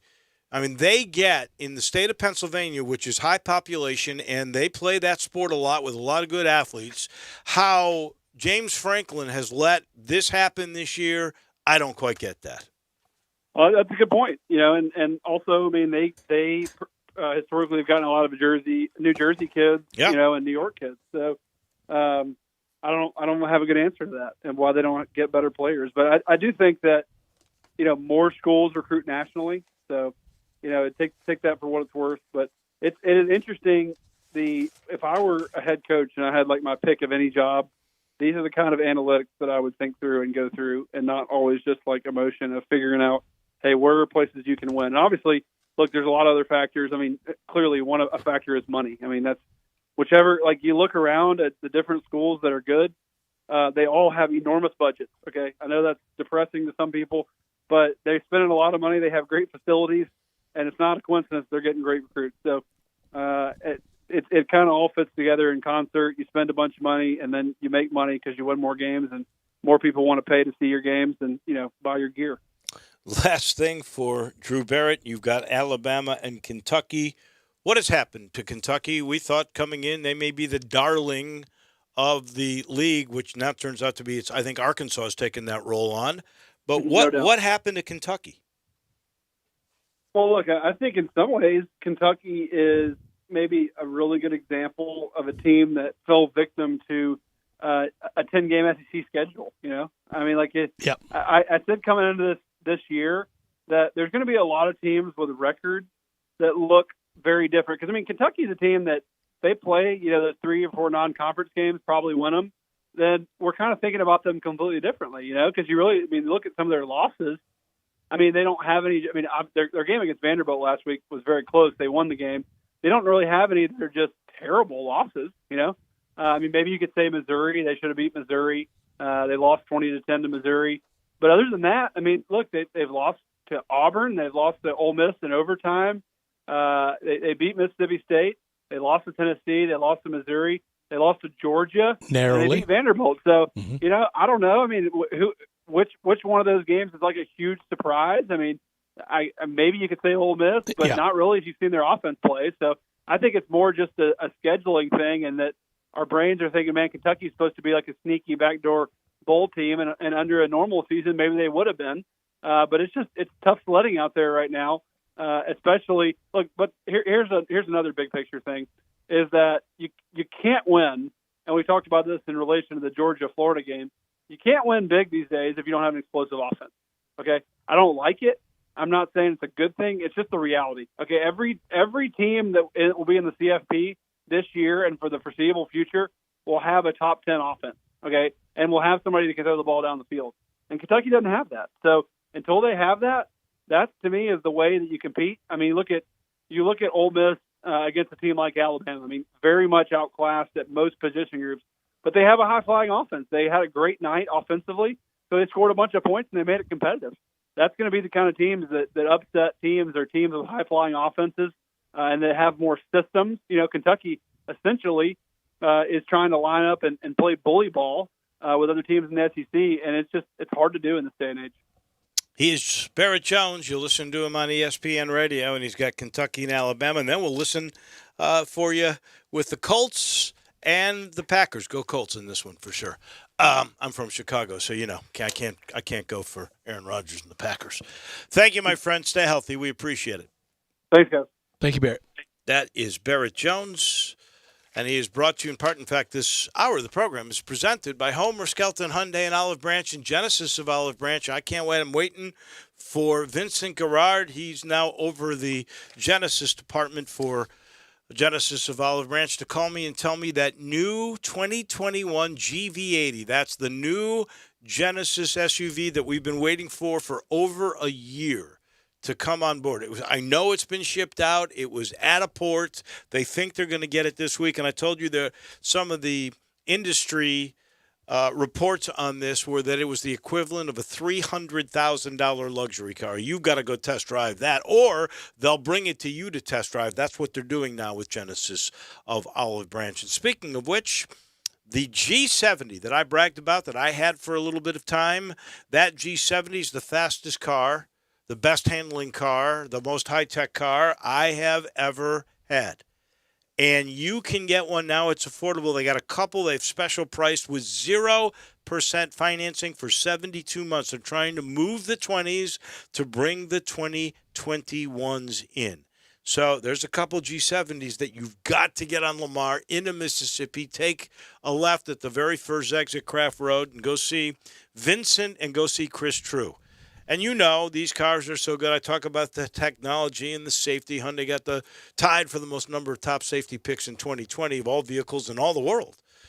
But they're durable because every car gets a 10-year, 100,000-mile limited powertrain warranty, and you now are getting a 3-year, 36,000-mile maintenance package for free as a part of just doing business with Homer Skelton, Hyundai, or the Genesis of Olive Branch. This is how they've raised the bar. Go see for yourself. Go see my friends. Again, Homer Skelton, Hyundai, and Genesis of Olive Branch. We take the time out. When we come back, we will shift gears. We'll talk with our professor from Harvard. That would be Rick Horrow on the business of sport. He comes your way next. Same great shows. We welcome you back to Sports 56 Middays. What's up? It's Sports 56 Happy Hour. A new spot on the FM dial. Check out Sports 56 on our new FM home at 98.5. Swing into Edwin Watts Golf Shops this holiday season for the hottest gifts from Callaway. Save on the Maverick, Maverick Max, and Maverick Sub-Zero drivers with uniquely engineered faces designed by AI to improve club head speed and increase forgiveness. Now on sale for just $399. And save big on Chrome Soft and Chrome Soft X golf balls, now just $39.99 a dozen. Come into Edwin Watts Golf Shops and get custom fit today. Edwin Watts Golf Shops, your holiday headquarters since 1968, and shop online at worldwidegolfshops.com.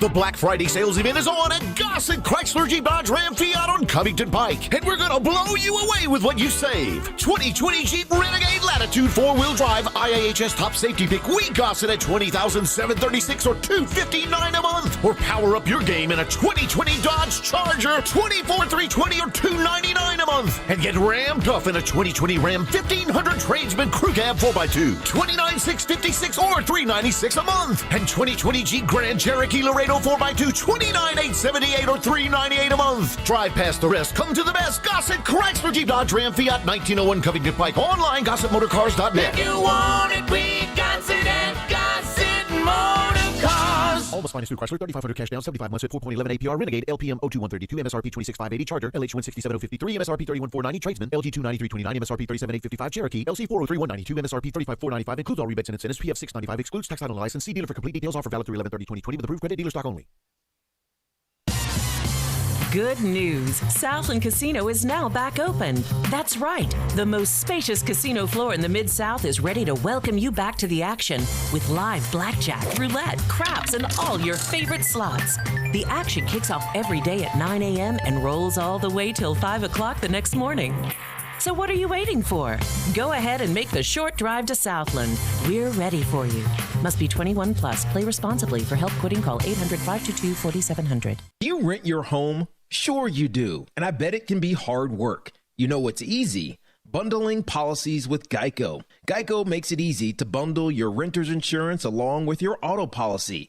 It's a good thing, too, because you already have so much to do around your home. Go to geico.com, get a quote, and see how much you could save. It's Geico Easy. Visit geico.com today. That's geico.com. Again, that's geico.com. When you're hunting for small game or big game or thinking of selling your home, think about Sheldon Rosengarten and you Mallory. That's right, Sheldon. We're with Mark Spensdorf Realtors, and while I'm often successful when I go hunting, I heard you're such a lousy golfer they've banned you from some courses. Very funny, you. I may be a horrible golfer, but I have a highly successful strategic marketing program with the famous Shellbucks option that takes up most of my practice time. My clients would much rather see me sell their home than hit a hole-in-one. Sheldon, you're normally about 5 strokes away from a hole-in-one. That's on a par 3.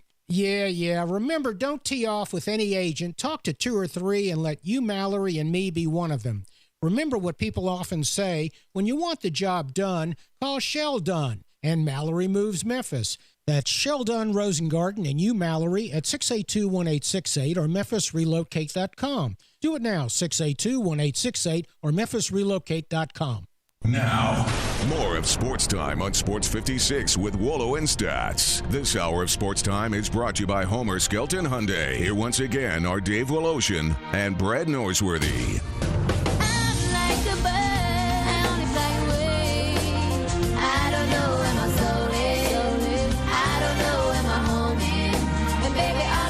Halfway home on this Wednesday. Week and a day away from Thanksgiving. I know a lot of us getting all excited about that, getting excited about college basketball. I'm not sure exactly why, because I don't know. Although I should state, as of right now, that crossover tournament in Sioux Falls, South Dakota Dateline is Sioux still Falls on. Boy, so you went from a Thanksgiving in the Bahamas to not even being at Sioux Falls, but doing it from a studio. That's exactly what I went from. Tough life, Dave. Here's my thing. My biggest mission now for the next couple of years, and I don't think it'll be hard, is to make sure Penny Hardaway gets us back in Maui. I want another trip to Maui. I think that's set up. I think it is. I think it is in the works. And I know Rick Horrow would appreciate that. I'm sure he's been to Maui several times. But I actually want to start with DJ winning the Masters, and Rick Horrow, our professor of business from Harvard, and of course the NBC family of stations, joins us from afar. What do you think a Masters jacket for a guy like Dustin Johnson? What is that worth monetarily for him? Well, it's worth whatever he wants to pursue. He's a mild-mannered guy. He's not a formal speak corporate guy, but he has validated. And when you think Dustin and majors, you think the fake bunker at Whistling Straits. You think the 2-foot misputt at Chambers Bay that caused the Gretzky family to get in a big squabble with him. But now you think of the Masters, and you think of a 5-stroke, 20-under victory. And I just saw Justin Thomas walking his dog, by the way, which is irrelevant to you, but important to me because we were talking about tennis. And I said, how do you feel about this last weekend? He said, I'm kind of glad it's over. And, all the guys who are around Justin Thomas and Dustin Johnson and Ricky Fowler and everybody down here realized that this guy was long overdue for a Masters, and it's elegant, and he brings some glory to Augusta. I predicted 6 inches of snow in jest. Did not do that. We had some, interesting weather Thursday, but incredible weather all the time. And now we got 5 months to wait, but the next major is the Masters yet again. I know, and I love it. And I was just thinking, if you're going to win any one of these majors, and they're all important, I think they're all. I remember reading something like, win one major, it's worth $5 or $6 million for sure, with endorsements and your ability to come back in a couple of years. And in the case of Augusta, it's the best because you're given a lifetime eligibility. And you get to come back, and you're like a shrine. You come back for that dinner. Everybody treats you like you're a hero. I mean, if there's any major, that's the one. I think that's a really, really good point. And as we know, the Masters is the only major that doesn't rotate. And so you're an institution at a permanent institution. And I've gotten to know a lot of the Masters committee guys. And, Fred Ridley is the chairman. And I will tell you, it's a mixture of old-time tradition and new-time entrepreneurialism. Who'd have thought you'd had an ESPN Game Day set on the par 3 course with Lee Corso dressing up in a Brooks Koepka helmet or hat to talk about him winning. Well, he didn't win, but the idea of bringing the Masters to golfers who think golf is top golf, and also bringing the Masters to people who are in their 60s and 70s and revere the institution. It's a tough needle to thread, but they did it. Rick, it's the billion-dollar question around sports, around life, around the whole world. But by April the 8th, I think, is when the Masters will have their tournament again. We have a tournament in Memphis, the WGC FedEx St. Jude Invitational. Which your guy Justin Thomas won, by the way. That's right. It's on August 5th. When are we going to have our real lives back? When are we going to have full throttle sports back? Will it be by April? Will it be by Memphis in August? What am I, Anthony Fauci? I mean, what are you asking? Help me. God, hey, listen, if I knew I would be a real estate maven, I would be a weather prognosticator. What else do you need? All right, bet an over and under for me then. June 1. June 1. Over and under 50% crowds or more end of April. Over and under full crowds August. Okay, I can live with that. I'd sign for that right now. I'd sign for that right now too, because listen, which one of you is over 65? Are either of you? Are any of you over 60? All right, Dave's 67. I'm 58. Yeah, all right. I'm 65, so we get it first, and after we get it, I don't care about anybody else. No, wait a second. I don't think that's true, because I heard you cornered the market on Pfizer and Moderna. So I've got Pfizer, Moderna. I've given to both political campaigns. I've given to every governor and every state and every CDC. I'm in line first, man, and you look back. All right, I'll sell you my spot for $40 million. Rick Harrell, I'm laying in bed last night and listening to you on late night talk radio on Die Hard Radio. Oh my God, that's you're one of the 7 listeners. It's Pharrell. It's my buddy Pharrell. Yeah, and Pharrell got me into. Hey, look, I'm a talk show maven, and they don't recognize my talent, so here I am. So I've signed up for Tuesday Night Late, but it is national radio, and I do a whole lot of different stuff. So was I good? You were great. Is that the Scotty Farrell that used to shot a goal? That crazy voice? Yeah. Okay, all right. Of course you know that. Yeah. Scotty Farrell is an institution. There's a bit of Robin Williams in Scotty Farrell. Yeah. I saw him once on the golf course, meeting 5 months ago, because this gives you an idea of how recent it is. He hit the ball 40 yards, and he threw his club 50 yards. So, that's I've seen Dave do that. No. We've got to deal with it. How old is Scotty Farrell now? He's like 54, Okay. but and he's not drinking. He is a consummate radio personality and TV personality. He's kind of the anchor at Sports Grid Network, which is kind of a cool network. They're doing mainstream information for an audience that includes gambling, not a gambling deal like Musburger's thing. So the interesting thing is this is, fantasy and esports and gaming is here to stay, and so that. Oh yeah. I'll right, and I'll go in the foxhole with Pharrell, and I have. Ricky, and last night on those airwaves, you made a point that we have tried to make. Why the hard, firm, fast date of February 7th for Super Bowl 55? You made that point last night. You got a month. If it's March 10th, what of it? Or the college football playoffs, for that matter. Yeah, well, we'll get to that in a minute. But before that, did I really put you to bed last night? Yes. Was I the last voice you heard? Yes. Last one. How romantic. Anyway. Very. Or sad. Made me smile. I said, I'll be talking to him in 20 hours. Sad. Yeah, no, I understand sad. So the point is, why are we captive on the football side with artificial dates? No league is, and no college sports is. Thank God for Bob Bowlesby. I think he did it in concert with other commissioners. He floated a trial balloon about, why not postpone the college football playoffs and the national championship. I know the college national championship at Hard Rock, it doesn't really matter whether you play it January 11 or February 7. And the Super Bowl, February 7, or Mark Murphy, a friend who runs the Packers, floated it might be March. And I'm not sure that's the right answer. Coronavirus doesn't care whether it's 14 or 16 teams in a playoff. It's going to hit. And so if we have a 16-team playoff and we have to postpone some games and we start the playoffs I'm making this up for dramatic effect, early February, and we play the Super Bowl in March, whoa, we can't do that. Well, of course we can. And I would rather have that than a team that is 11-3 and only played 14 games get to the playoffs because their percentage is higher. I don't want percentage. I want everybody playing 16 games. Yeah, and we basically let everybody in baseball.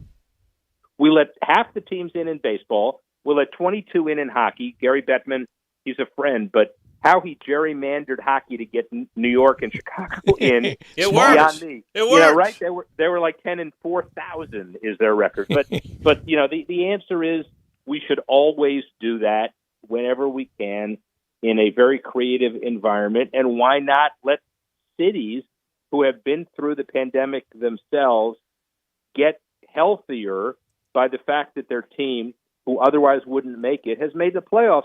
Nobody's going to care that a team is under 500 in 2020. They're going to care that the team made the playoffs against great odds. That's the storyline. Speaking of baseball, in your neck of the woods, history was made this week by the Marlins, who hired Kim In, and I hope it's the way that is pronounced, to be the first. Ing, like bearing or typing or writing or. She's the first GM in the history of any North American pro sports league. This was a move made by Derek Jeter, which here's a lady. She's 9 years working baseball operations for MLB, so she's certainly qualified. But what was it that Jeter saw in her and had the foresight here to make this pretty dramatic move? Her resume. Diversity, entrepreneurialism, guts, telling it like it is. Look, we're in a market down here where we're a Dolphin market, we're a Hurricanes market, we're maybe a Heat market, and not really a Marlins market, even though we won 2 World Series, and you need to get back to glory days and make a difference. Nobody's going to games. She's not single-handedly responsible for attendance, but her roster moves might be. And now, the rubber hits the road. She's been with a lot of teams, and she is fantastic as far as her credentials and her media savvy, and I really respect her. And don't interpret this the wrong way, but now is when she earns her money. Her budget will be 50% X. It's not. The budget dictates everything. Why did Theo leave? Well, because he didn't have the budget. And so why did everybody else feel comfortable? She's got to make some major roster moves that make the Marlins competitive, and she's got the experience and chops to do it. Rick, let's say the Marlins are in the postseason next year. How do we distribute the credit? Do we give it to Jeter, or do we give it to her, or would Jeter be comfortable with her getting the credit? That's very good.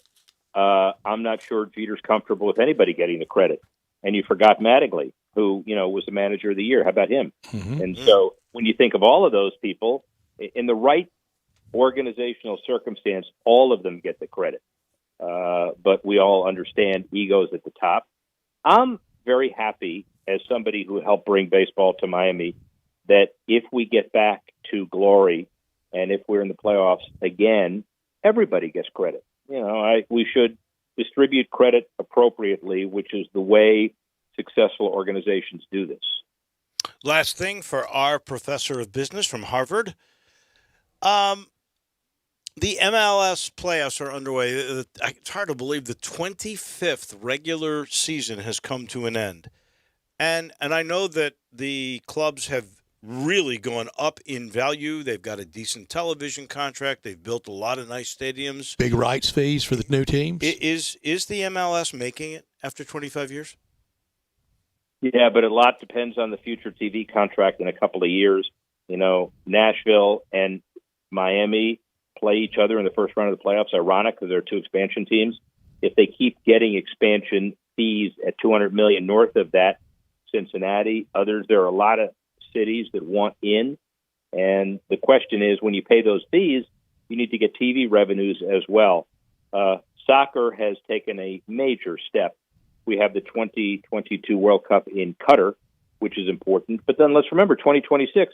Remember where it is. It's here. And so when we think about the World Cup and what's happening with that, it's Canada, Mexico, and U.S. If we get there, the USL, the MLS, and all of the soccer team leagues are very important in the future, and will continue to take the next step. So it's a really good thing. By the way, before I get off, happy holidays, happy Thanksgiving to all of you.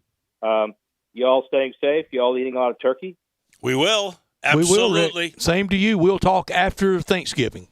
All right, man. Have a good week. We'll talk the following week. You got got it. it. Thank Bye. you, my friend. Bye. We appreciate it. That is Rick Horo from many, many different places. We always enjoy having him on.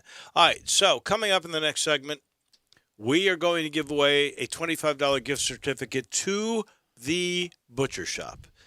If you can answer this question via the First Bank text line at 67129.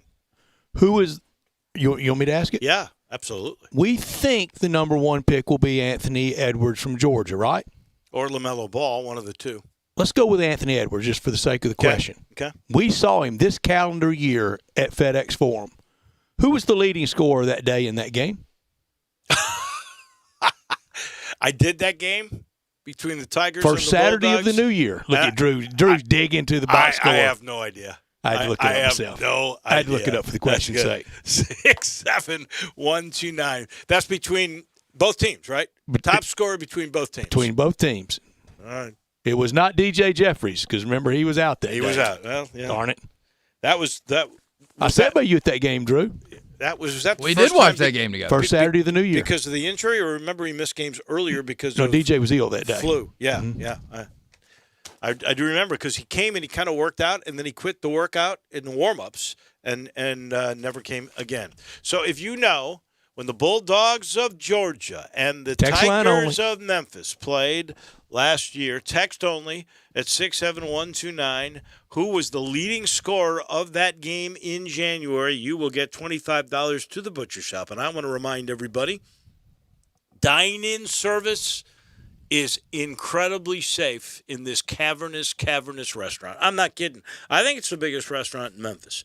People don't realize that when you go dine in there, their party rooms are large enough for tables of 6 with 6 feet spacing between tables. They can have groups as large as 20 to 40 and still meet all the Shelby County Health Department guidelines. Now, don't forget Hamburger Friday. That comes up in a couple of days. You can do that curbside, or like I say, you can go inside. You can go inside for their Sunday brunch, or they'll bring that out to you. It's always good to have a steak. They'll bring it out to you if you choose. But again, I want to tell you, especially with the holidays coming up, they've got great party rooms. It's the biggest restaurant, I think, in Memphis. Please go see for yourself right in the Agnes Center at Walnut Grove and Germantown Roads. That's the Butcher Shop. We'll give away. May I give a hint? $25. Yeah, give away. Give me a hint. Person that had the most points, he's going early. He's going in the first round tonight, too. He's going in the first round tonight. That just gave the whole thing away. I can tell you that right now. I can tell you right now who that is. But I won't, because I want somebody to win $25 from the Butcher Shop. We're back in a minute with a wrap of this second hour on this Wednesday of Sports Time. Memphis Tiger fans, catch the Blue and Gray Show with John Stacy and Drew Barrett, Sunday nights from 5 till 7, right here on Sports 56, 98.5, and 96.1. I Buy Houses, 901-406-1101. That's 901-406-1101. I Buy Houses. I Buy Houses will buy a house in any area, in any condition, and yes, it's guaranteed to close in 5 days. If you need to sell your home quickly, call 901-406-1101. If you've been through a divorce, if you lost your job, if you're tired of renters, I Buy Houses can get you your money quickly. I Buy Houses will buy your home in Shelby County, DeSoto County, Memphis, Bartlett, South Haven, Horn Lake, Olive Branch, anywhere and everywhere in between in any condition. And yes, they're open 24 hours a day, 7 days a week. I Buy Houses, 901-406-1101. That's 901-406-1101. Grab that pen, 901-406-1101. I Buy Houses. Water damage to your home or business can be an absolute nightmare. And the faster you remove the standing water, the faster you can prevent secondary damage. Landmark Construction and Emergency Services specializes in water extraction. They have been a trusted name in the Mid-South for over 20 years. They are a Memphis-based company ready to serve your needs with their 24-hour emergency response. They are always on call and will respond within an hour. They work with most insurance companies and are the official restoration contractor of the Memphis Tigers home team. Landmark Construction and Emergency Services services can't prevent disasters in your home and at your business, but their water damage team will certainly respond quickly to minimize and restore the damage. Call 901-452-0390. That's 901-452-0390 or online at landmarkco.org. Get in the zone, AutoZone. Welcome to AutoZone. Dealing with battery problems? We can help you out and get you ready for the colder weather ahead. Let's start with a free battery test. If you just need a free charge, we can help with that too. And if it's time for a new battery, we've got replacement batteries that fit your needs, starting at just $79.99. That's what makes us America's #1 battery destination. Claim based on data from the NPD Group 2019. Get in the zone, AutoZone. Hi, this is Troy Fiveash, owner of Fiveash Roof Services. You've heard me talk about how we offer the best products, the best warranties, and the best services for years. Now let's talk about pricing. Pricing should never be the only reason you hire a contractor, but in today's world, pricing is always a consideration. So we suggest you get 2 or 3 estimates for your roof replacement from a reputable, licensed, and insured company, and then give us a call. If we can't beat your best price for a comparable roof system by more than $100, we'll give you $100. It's that simple. We are so sure we can offer you the best price, beating all other qualified companies. We will hand you $100 if we can't, and thank you for the opportunity. So give us a call. What's the worst thing that's going to happen? Make $100?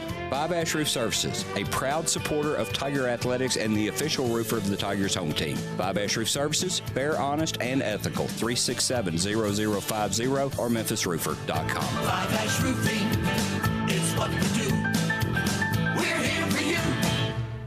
All 36-month leases, $31.49 due at signing, 0 security deposit, 10,000 miles per year, 20 cents excess mileage, $650 acquisition fee, Forte, LE 242,174, MSRP 20,505, sold, M7755, 682, MSRP 20,315, K5, MG 003,199, MSRP 25,725, K900, MSRP 65,610, L6026,907, L6021,220, includes all rebates and incentives, PF 695, excludes tax on license with approved credit offer valid through 11/30/2020, dealer stock only, warranty is a limited powertrain warranty, see Kia.com or retailer for details. It's time for the Kia Holiday Sales Event and time to command the season in your new ride from Gossett Kia South on Mount Moriah. 2020 Kia Forte, just $133 a month lease. 2021 Kia Soul, only $148 a month lease. Plus 2021 Kia K5, only $189 a month lease. And they're all 36 months, $31.49 due at signing. And don't miss the 2020 Kia K900. We got it at $10,000 off MSRP. So whether you live in Horn Lake, South Haven, Olive Branch, or Memphis, you'll be happy at Gossett Kia, 2680 Mount Moriah or KiaMoriah.com. If you want it, we got it at Gossett Motor Cars.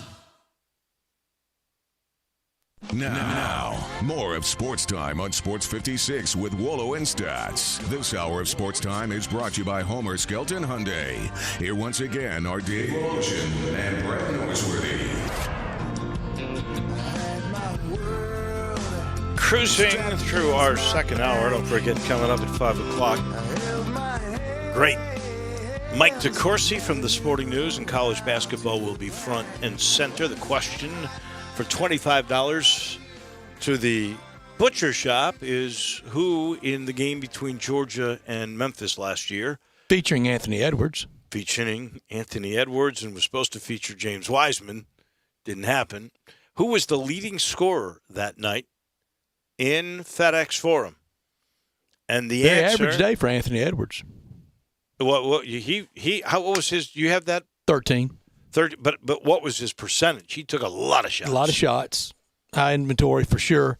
No, the winner is Precious Chua. And, Dave, I'll tell you a story. I know you remember Greg Dreiling. Yeah. He's a scout now. And yeah.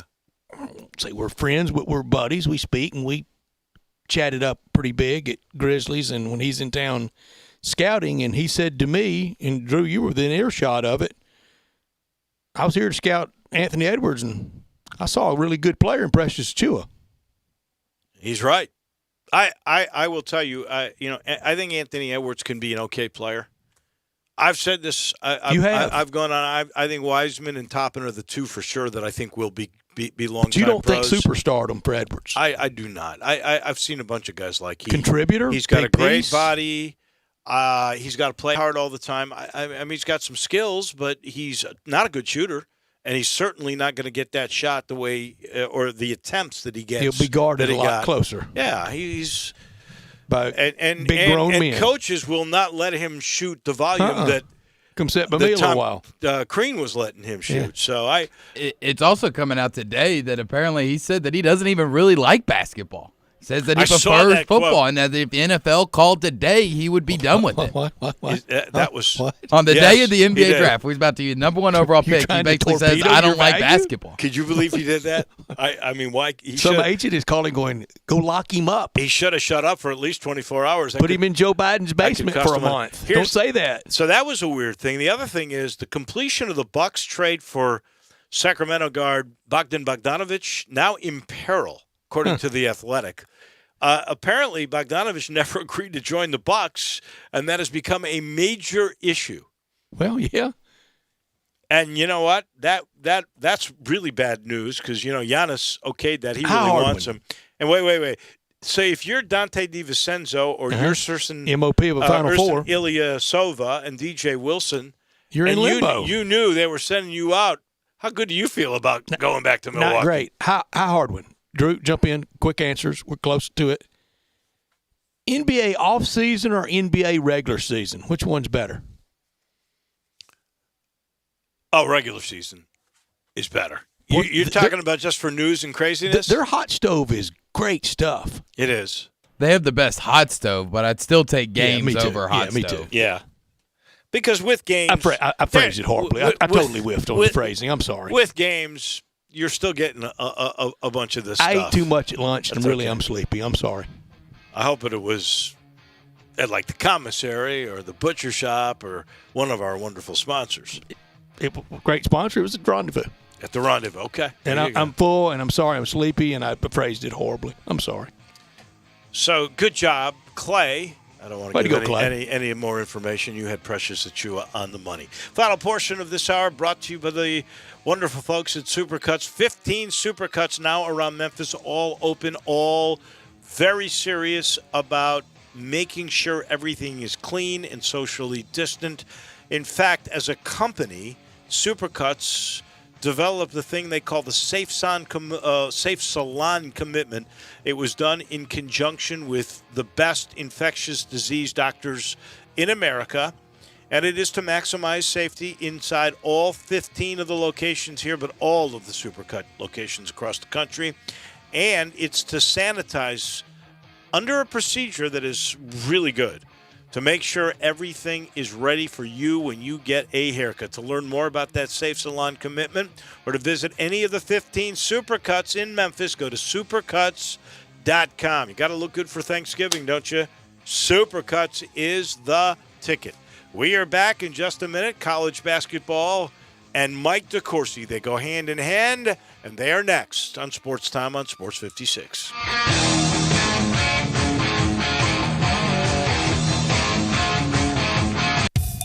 I want to do some bragging rights. Hey, I was just the other day overhearing a conversation with Big Mike, the manager of DeSoto Auto Sales. They've got people buying cars all over the country. North Carolina, South Carolina, Georgia, Alabama, Arkansas, Texas. People from all over the country buy cars at DeSoto Auto Sales in Olive Branch, Mississippi. Why? DeSoto Auto Sales has the most stringent car inspection in America. They get it right the first time. Quality and low mileage. Factory warranty on most vehicles. My favorite part is the people who work there. Big Mike, all the employees are professional, friendly, and go that extra mile. Expect as you walk in the door, you're treated like family. DeSoto Auto Sales understands your time matters. We can help you find your dream car and get all the paperwork finished in less than an hour. Come see us at DeSoto Auto Sales and be part of our family. Have a great buying experience every time. 662-890-7184. At First Bank Mortgage, their core purpose is to help you get to a better place. That better place may be a lower monthly payment, that vacation you thought was impossible, or getting into a home with a fenced backyard where your kids can play. To get into your better place, First Bank Mortgage makes decisions right here at home. Dedicated to helping you get to your better place, First Bank Mortgage. Call Daniel Mooney at 901-462-0145 today. NMLS 741022. Equal housing lender. Brian Elder's Roofing Solutions. Chris Bryce here for Brian Elder Roofing. The storms we've had over the past several months have been devastating to our communities. The rainy season is ahead. You may have not even noticed the dripping in your attic, water stains throughout your home, or even worse, mold and mildew. Please call Brian Elder Roofing and we will send out our project managers to assess any damage. We will not try to sell you a roof if all you need is a repair. We will measure your roof from outer space. 0% for 60 months, even no payments till 2022 are available with approved credit. If you've noticed missing shingles, water stains, leaks in your roof, call us before you call your insurance company at 867-0303. That's 867-0303, and we will provide a free, thorough inspection of your roof's condition. Call 867-0303. Brian Elder's Roofing Solutions. Looking for a new ride to celebrate the end of 2020? We Gossett at Gossett Kia's holiday sales event. Command the season and you'll find what you want, need, and love at Gossett Kia on Covington Pike. 2020 Kia Forte, $133 a month lease. 2021 Kia Soul, $148 a month lease. Plus 2021 Kia K5, $189 per month lease. All 36 months, $3149 due at signing. And don't miss 2020 Kia K900. We Gossett at $10,000 off MSRP. You want it? We Gossett at Gossett Kia 1900 Covington Pike, or shop 24/7 KiaCovingtonPike.com. Ask for Bobby J. He'll put you in a new Kia today. All 36-month leases, $3149 due at signing, 0 security deposit, 10,000 miles per year, 20 cents excess mileage, $650 acquisition fee, Forte, LE 242,174, MSRP 20,505, Soul, M7755, 682, MSRP 20,315, K5, MG 003,199, MSRP 25,725, K900, MSRP 65,610, L60 26,907, L60 21,220, includes all rebates and incentives, PF 695, excludes tax title and license with approved credit offer valid through 11/30/2020, dealer stock only, warranty is a limited powertrain warranty, see Kia.com or retailer for details.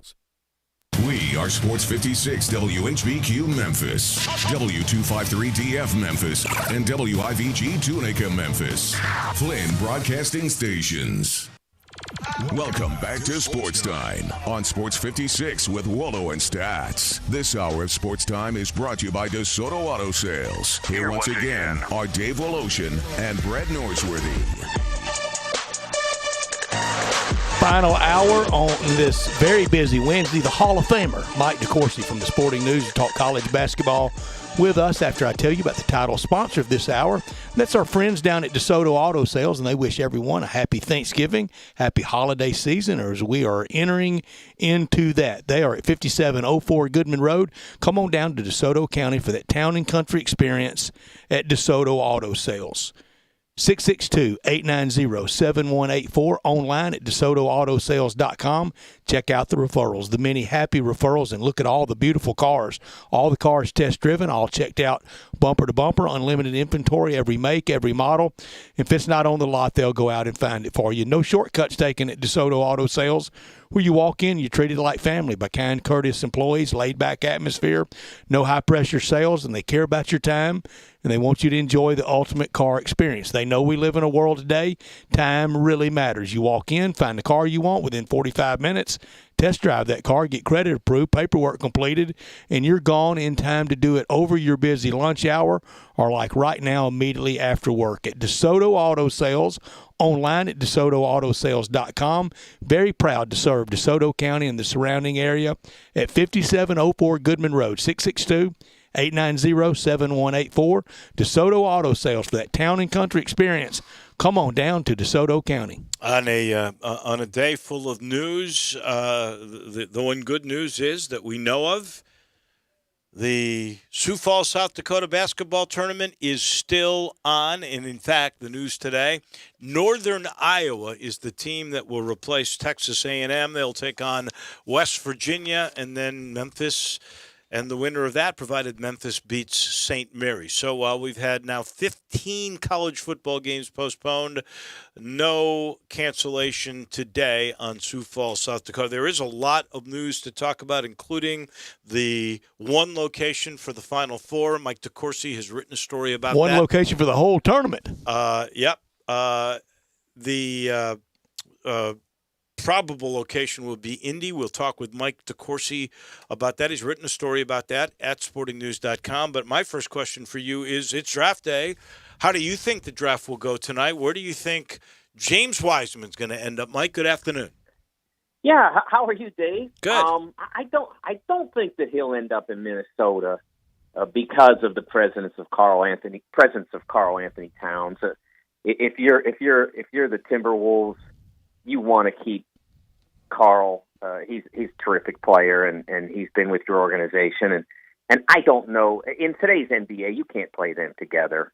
It just wouldn't work. No. And so you could trade down if you like. I would look to see if I could find somebody to trade down with, so that somebody else wants Wiseman. I think he's the best prospect in the draft, except in terms of raw ability. I can't say that I'm not still bothered by his decision to abandon the season. I know it was frustrating to be suspended and all that, but the suspension was nearly over. The thing to do was to come back and play, and James came into his college career with some questions about, how much of a competitor was he? And he answered those by not playing, and that's problematic.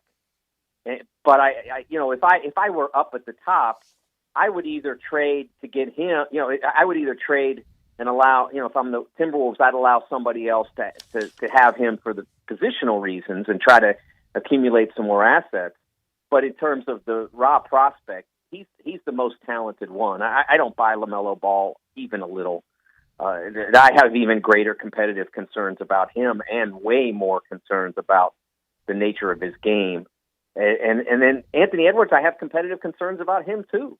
Me too. Because going to Georgia, Tom Crean's a terrific coach with wing players. He's a terrific coach with all his players, but with wing players, he helped develop Dwayne Wade. He helped develop Victor Oladipo. He knows how to train that position. But when Anthony went there, everybody knew they weren't going to be anything, and so he was okay with just basically investing a year in his development and not winning very many games. And that bothers me a little bit, because in reality, you're going to be in the NBA. You can go out there and score a lot of points and look okay and not ever win. I mean, that's what people don't like about Andrew Wiggins. Look at his stats; they're not bad, but I can't find anybody who covers the NBA or analyzes the NBA who loves the way he plays or what he does. Mike, I just can't stand those guys that are comfortable with losing. Yeah, and that's one of the reasons why on my prospect rankings I put Obi Toppin ahead of everybody. Ha! Because he's a winner. I'm with you. He's a winner. Those are my two. Wiseman and Toppin are my two guys. I think Wiseman, by the way, is going to end up at Golden State, and that'll be a perfect position for him. Oh, absolutely. And because the peer pressure there's once everybody's back, you got Clay, you got Steph, you got Draymond. The peer pressure there is we're here to win this thing. You're not here to just be a pro. You're here to be a champion. And he'll learn that from them. It's the same as when, like, the Patriots would get somebody who, like Corey Dillon, who when he was in Cincinnati got yards but didn't win any games and was a guy that people wondered about how coachable he was. And then he goes to the Patriots and he does everything they ask. Mm-hmm. And it's like, well, why, people had a problem with this guy? And so because the peer pressure says, this is how you have to be. And in a locker room like they have with the Patriots or now with the Warriors, the peer pressure is you have to conform to excellence. You can't just get along and be a pro. You have to be a champion. And that's if James ends up in Golden State, it will be the absolute best thing that ever happened to him. Mike, if you're an NBA, if Mike DeCourcy, if you were an NBA general manager, but knowing what you know about the college game and the coaches, what coach, a player coming through his system, do you know is more ready and has gone through the grind to get ready for the NBA more than any? What's the couple of coaches that you just trust that player came through that system? It really depends on the nature of the player. I mean, if I have a one-and-done guy, it's hard to go wrong with what John does because, again, the peer pressure there, almost everyone who enters the program there at Kentucky is the same in terms of they're all 5-star, top 15, top 20 players for the most part. And so you have to compete to get on the floor. And if you can't handle that like Khalil Whitney couldn't a year ago, it's not going to work out for you. And so it really failed spectacularly for him. But for a guy like Tyler Hero, who was only like the 32nd player in his class, something like that, it pushed him to excellence. I mean, in order to be on the same page with all those other guys that are one and done, he had to compete, and he got better. That's not an easy thing to do, to take a guy who's 30th in the class and have him become a one and done, and then have him playing in the finals a year later. It's chewed up a couple. It chewed up Archie Goodwin. It chewed up Alex Poitras, but most of them, they come through there. Iron makes iron. Yeah, I mean, I'm not sure I would necessarily agree with Alex because Alex had injury problems. That's right. Fair enough. And he ended up having an okay pro career. I think he's still playing somewhere, but he ended up having a multi-year NBA career. But it is hard on some players, and you're right, Archie. Archie needed another year after his freshman year at Kentucky, and didn't want another year. Yeah, and John he ended said, up "I can't coach him." Yes, he ended up flaming out in the NBA. Didn't last very long, and so But if I have a guy who is not a 5-star prospect, who's not a headlining prospect, I mean, it's hard to go wrong with Tony Bennett. Look at the guys he's had that became pros: Joe Harris, Malcolm Brogdon. Those guys entered college as 75, 85, 105, and he's turned out a ton of pros, and without hardly ever getting a 5-star guy, a McDonald's All-American type. Hasn't happened very often at all, but he's turned out a bunch of pros who've been not just gotten in the league or gotten drafted or whatever and hung around a little while, but like with Harris and Brogdon, guys who've really been successful and made a lot of money. Jay Wright, you could say the same thing. I don't think DiVincenzo was exactly a top guy, or any of those guys. There's 4 or 5 of them. Yeah, Arch. I don't think anybody even thought he was a pro after he left, but because he learned how to play, I mean, he climbed his way into the league, and he'll be there for a while. Jay does a marvelous job, and one of the things that happened around 2011, 2012, they had a losing record, and they were coming off a sequence of teams that had a lot of 5-star high-ranked guys that weren't very competitive. And he told his staff, he said, "That's it. We're recruiting Villanova players from now on. We're recruiting guys I want to coach and that want to be coached. I don't care about their star rating." I love that. And so he of course, Jalen Brunson was a big time recruit, but they've had so many since then, and they've won 2 national championships with guys like Josh Hart, and Arch, and a guy like Pascal, who plays for the Warriors now and fits right in out there. Right. He's done that with all those guys, and they've just been remarkably successful. I think when you get to those one-and-done guys that are really great, like Kevin Durant, I think he learned the proper things at Texas in the 1 year he played for Rick Barnes, but he's also a guy that took it upon himself. You said this before, the attitude, because the one thing I remember, after he was through with that 1 year at Texas, he went and he was supposed to do the weightlifting thing, the bench press. You try to do as many as you can at the combine, and he could do 0. Right. And, now he could – I don't know how many he could do now because he got stronger, but that was on him, and he didn't get that from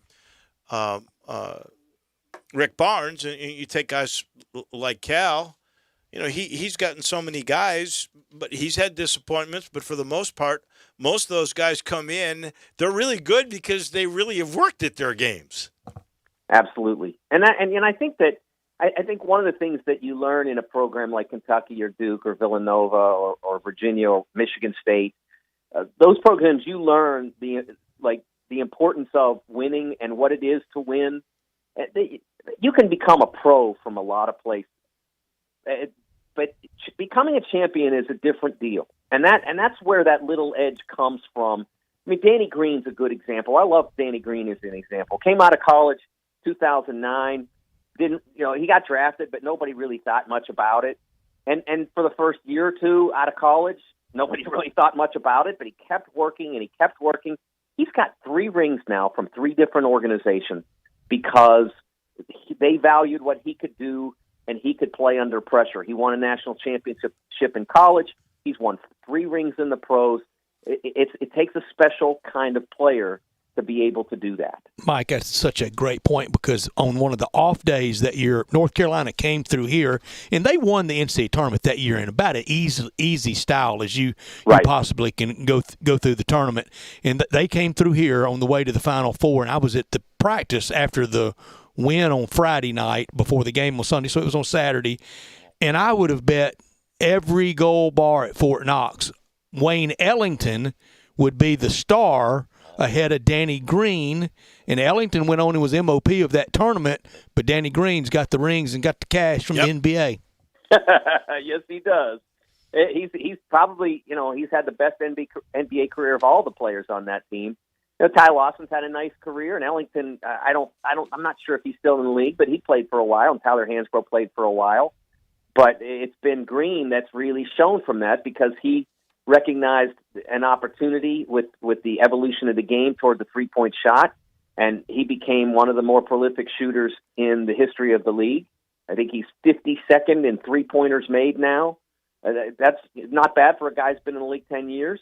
And he's like I said, 3 rings and a national championship in college. That's a pretty special career. All right, Mike, let's talk about this year's championship and the word from the NCAA this week and it was a sad word for Memphis because one of the regional finals was going to be in Memphis at FedEx Forum. And, that's millions of dollars that have been lost to this economy. We had Kevin Kane on the other day lamenting that very fact. But it is what it is. It's all going to be in one location. We're all thinking it is going to be in Indianapolis. You've written the story for the Sporting News. So, Mike DeCourcy, what do you think is the way this will all work? It will be in Indianapolis. They couldn't say definitively because they didn't have anything signed and they don't have all the arrangements in order, but they will. They want it there. Indy wants it there. The state wants it there. So it will be there. The reason it makes sense to do it that way is because rather than moving 68 teams across the country in the middle of all this, you bring 68 teams here. You it's not going to be a true bubble, but it's what they're calling a controlled environment. So the athletes who come in and the support staff or the people around the team that come in with them, they will enter one of the hotels in downtown, most likely, and that's where they'll be until they have to go to practice. And when they go to practice, they'll get on a bus that's obviously cleaned and sanitized and kept safe, and they'll go to practice. I would suspect at probably at one of we have a lot of those court complexes here in Indiana, not far from downtown. Here in Fishers, where I live, they have 1 or 2. They have one in Noblesville, which is only another 10 minutes up the road. They have one in Westport it's practically as big as downtown Memphis. It's so big. And so they'll have that for practices. And also if they need the high school gyms, that's another possibility. And they'll have access to, obviously, the Lucas Oil Stadium where the Final Four at least will be. And then you have Bankers Life and Hinkle Fieldhouse. And I suspect that what they'll do in order to be able to stage the tournament in a rhythm similar to what we've seen in the past, I think they're going to have to use other venues outside the city, such as Assembly Hall in Bloomington where the Hoosiers play, or Mackey Arena in West Lafayette where Purdue plays, or the Holman Center down in Terre Haute where Indiana State plays, or Ball State's gym. I think they're going to have to mix all those in because one of the things that was interesting that came up in conversation with Dan Gavitt the other day, you guys have been to tournaments, a million of them. And so, 12 noon or so, game 1 tips off. 2 hours later or so, there's a winner, there's a loser. Loser leaves. Winner celebrates a little bit. Maybe somebody from CBS or Turner interviews the star player coach. And while all that's going on, at the end of that, they put 29 minutes up on the clock, and here come the next two teams, layup lines and all that stuff. And they can't do that now. They have to say, okay, game over, everybody out. And then they bring in the sanitation crew, the sanitizing crew, and they wipe everything down and they spray everything down and all that stuff. They have to do all of that in order to stage the next game. So there's going to have to be more time in between games. I don't know the time difference. I don't think they do yet. They have to work out all the logistics on this. It's a complicated process. That's why Indy makes so much sense, because at no point is anyone involved in this logistical challenge going to have to get on a plane to solve a problem.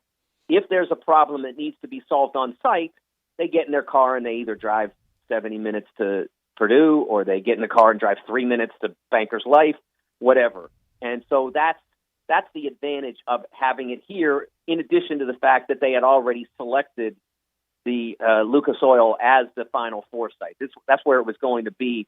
So it's a rare moment of serendipity for sports in 2020-21. Let's just hope that the college basketball season that feeds into that tournament goes relatively smoothly. Like that leadership in Indianapolis going back to the late 60s through the entirety of the 70s under Mayor Dick Lugar, under Mayor Hudnut, they really saw the future. I compare, their leadership late 60s through the 70s compared to ours. Wow. Well, they did a great job, and I'm not sure if it started with the bid on the '87 Pan Am Games or whether it was before that. The Olympic Festival. Honest. Yeah, the Olympic Festival. Yeah, they brought that when they brought the Pan Am Games here, and then they started attracting the federations here. We have a lot of the Olympic federations that aren't based in Colorado are based here. And then of course they have a terrific sports authority, whatever, I can't remember what they call it, but they're great and they do a fabulous job of staging events.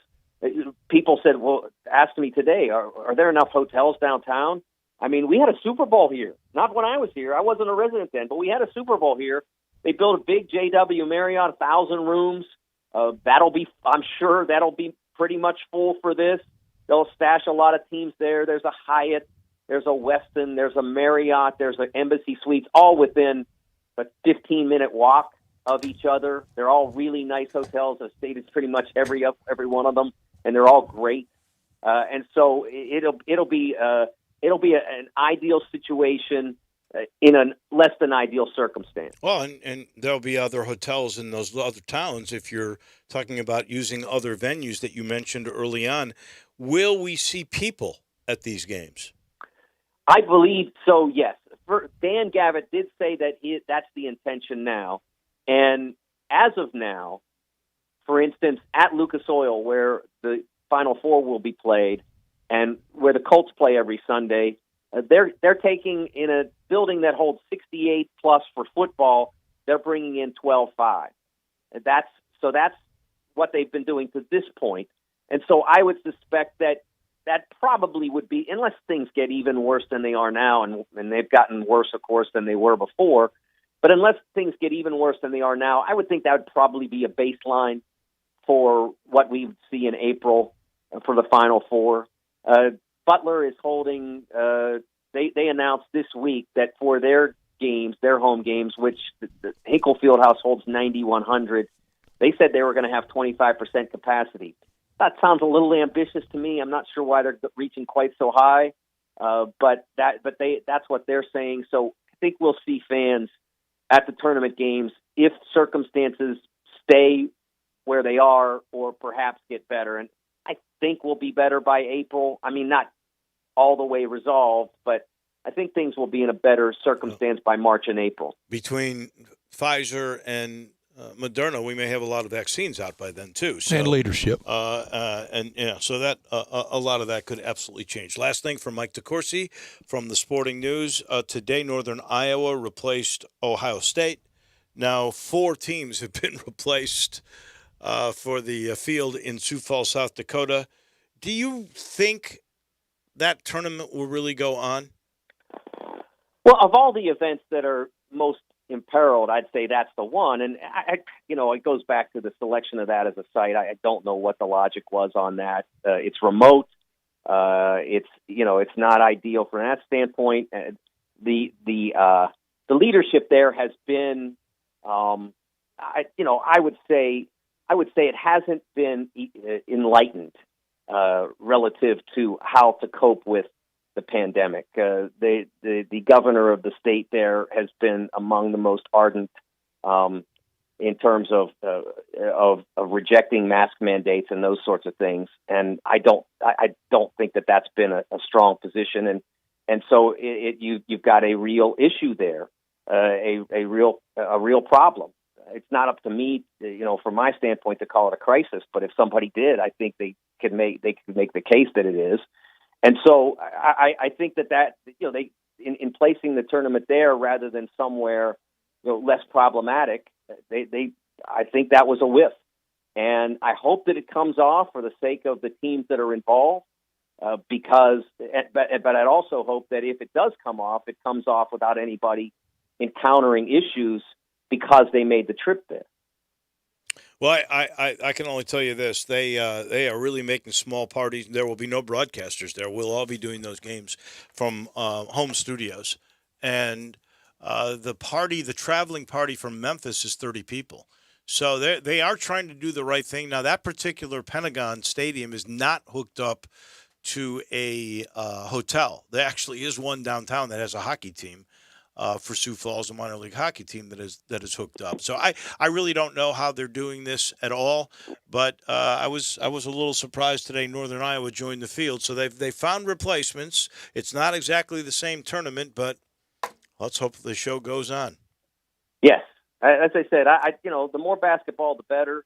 And again, only if they're able to stage it safely and no one encounters any issues because they chose to play in the tournament.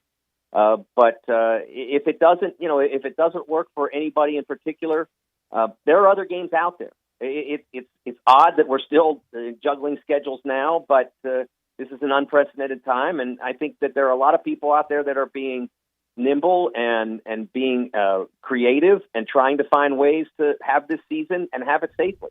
Hey, if Cal and UCLA can do a football game in 2 or 3 days, I know a basketball game could be done. There you go. Thank Perfect example. Thank you, Mike. We appreciate it as always.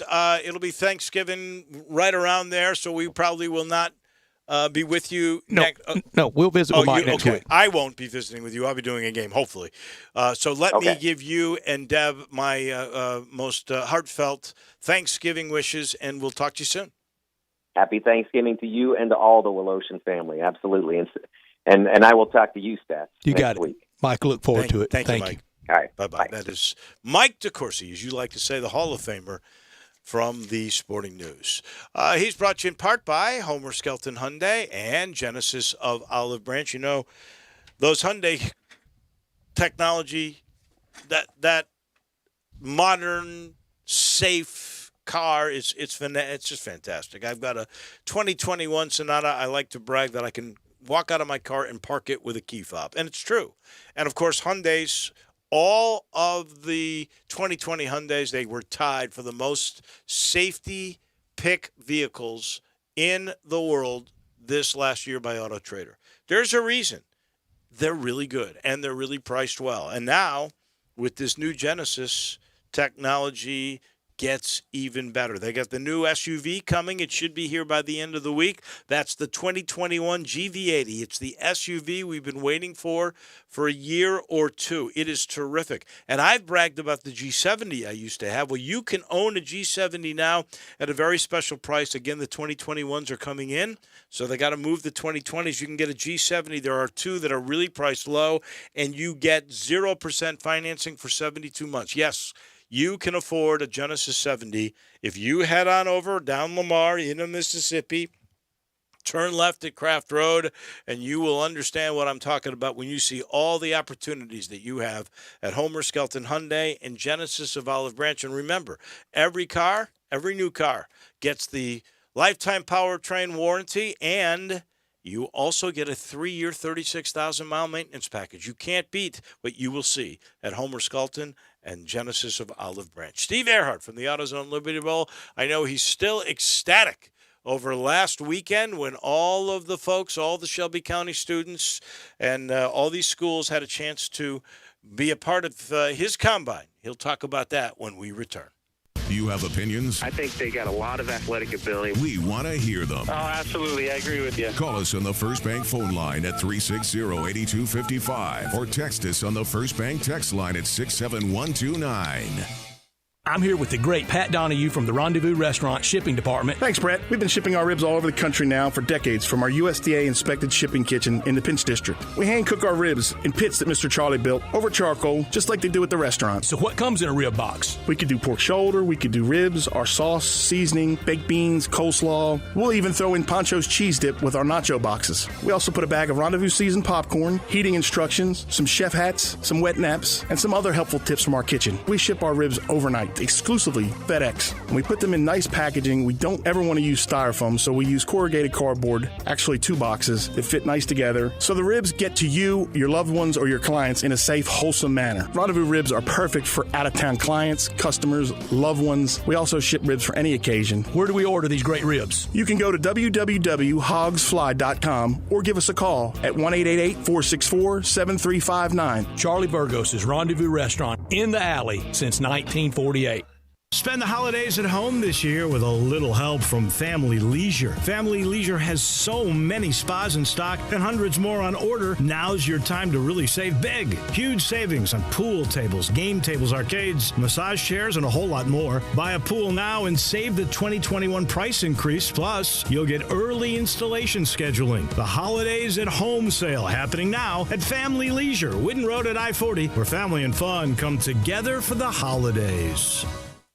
Hi, this is Troy Fiveash, owner of Fiveash Roof Services. You've heard me talk about how we offer the best products, the best warranties, and the best services for years. Now let's talk about pricing. Pricing should never be the only reason you hire a contractor, but in today's world, pricing is always a consideration. So we suggest you get 2 or 3 estimates for your roof replacement from a reputable, licensed, and insured company, and then give us a call. If we can't beat your best price for a comparable roof system by more than $100, we'll give you $100. It's that simple.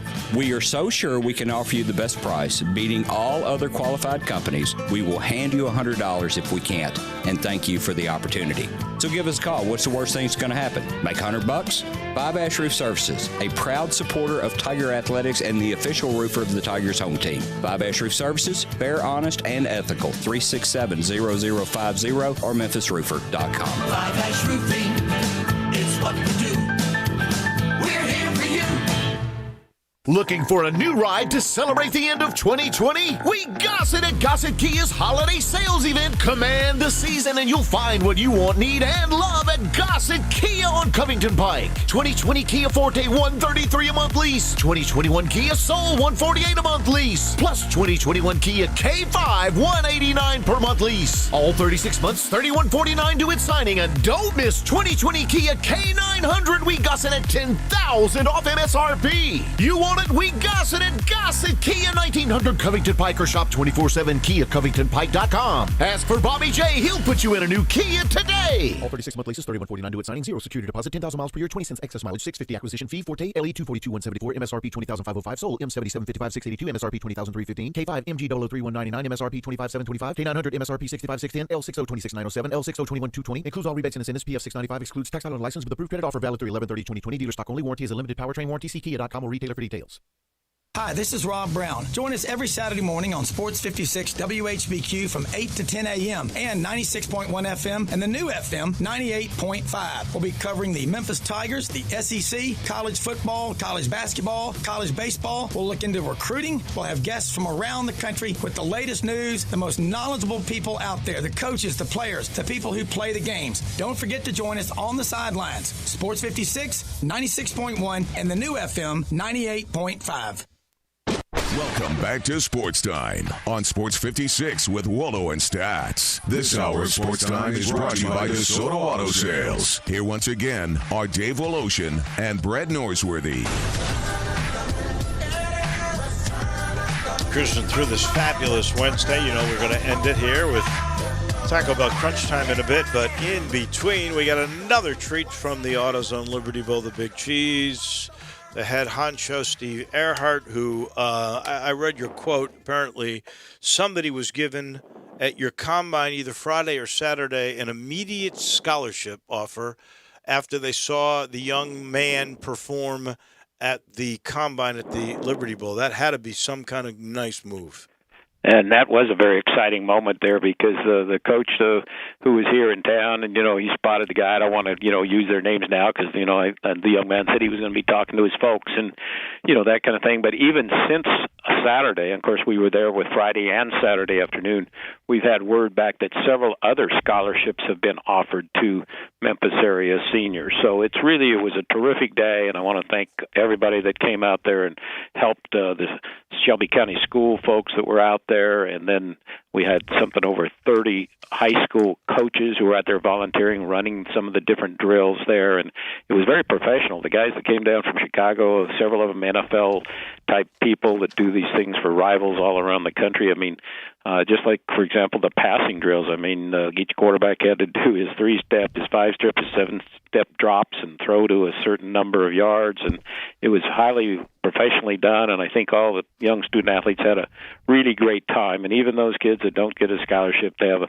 a chance to be in Liberty Bowl Memorial Stadium under the lights on Friday, and then Saturday, a place where maybe not very many people get down on the field and show their wares. So it was a great weekend, and we really appreciate everybody that helped out. It was great work, Steve, and it feels like with the local health officials and their, I won't say relaxation, but what they're allowing for FedEx Forum, are you holding out any hope with an outdoor event of maybe you having a few more in there? And if you could just get a few more, we know that would either assuage or maybe make this year not the budget constraints that you were once facing.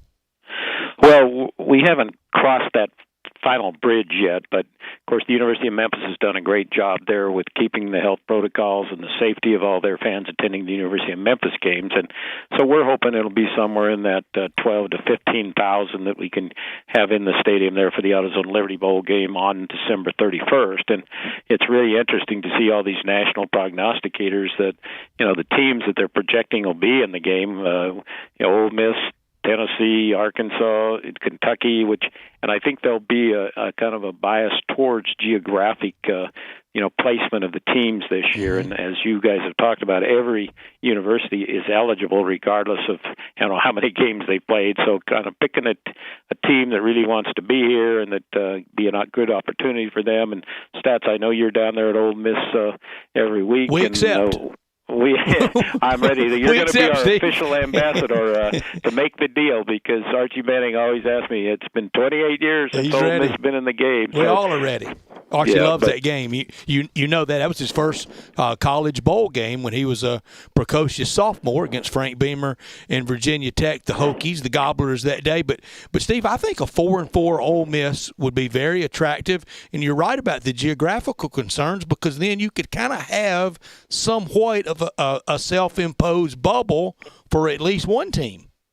Yeah, that's right. And we've actually talked to folks, and again, since you're an Ole Miss guy here, about it would be so much easier for travel as far as the quarantining kind of situation and keeping the players and the staff safe there, and they could roll into town and stay at the Peabody there and kind of be protected there. So, yeah, that would be a really good opportunity. I'm not saying that we've got to deal with Ole Miss yet or anything like that, but that would certainly be a real positive. And those are the things we're working on, because we're going to make sure that all the fans attending the game are going to be in a very safe environment. We'll have all the kinds of things that the university and the stadium are doing, and testing and the protocols getting into the stadium, the social distancing and all that kind of thing. So would you then allow a team like Ole Miss that close to bus up, say, the day before the game instead of being here for the whole week to increase that security for the bubble?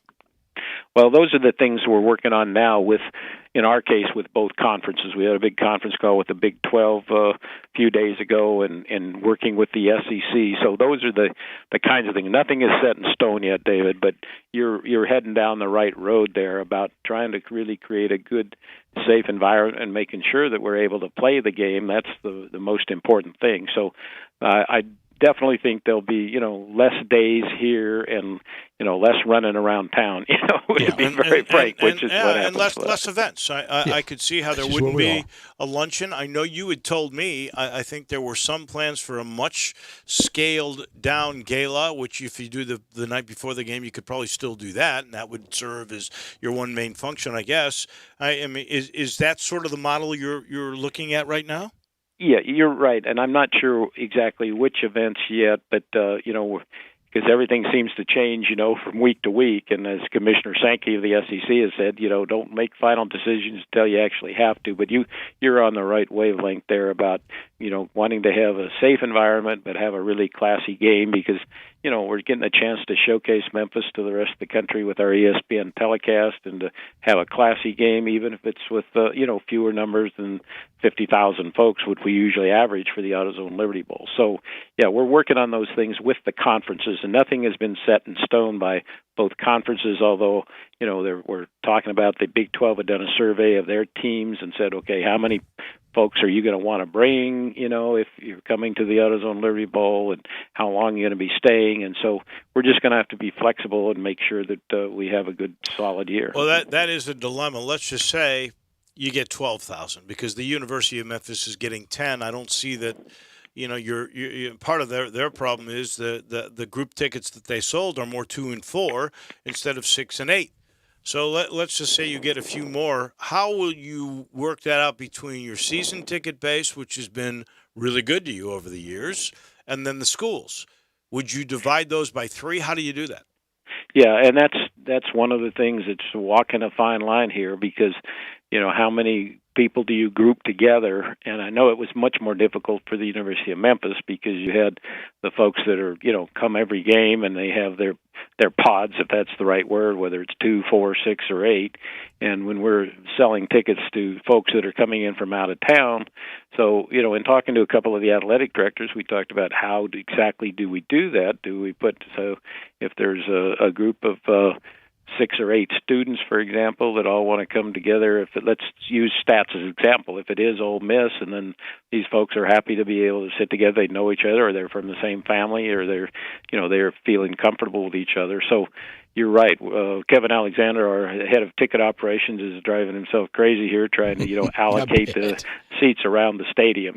So that's a real challenge, but I think we're going to do our best, and I think if we get one of these local teams, again, the prognostications, as we talked about, they're all over the place, and if it's a Tennessee or Arkansas is excited about their team, we haven't had Tennessee in a long time, and so one of these kind of teams, there's so many local folks that are tied to those 3 schools as well. So there's so many businesses in Memphis that have either alumni from the University of Tennessee, Ole Miss, or Arkansas, so any one of those 3 teams would have a great local following too. So that's a key. Yeah, if you got West Virginia from the Big 12, if you were to get the Mountaineers to come in here, it'd be their second trip since they've been in the Big 12 with the Big 12 SEC Alliance. I think their 3rd overall AutoZone Liberty Bowl appearance, though.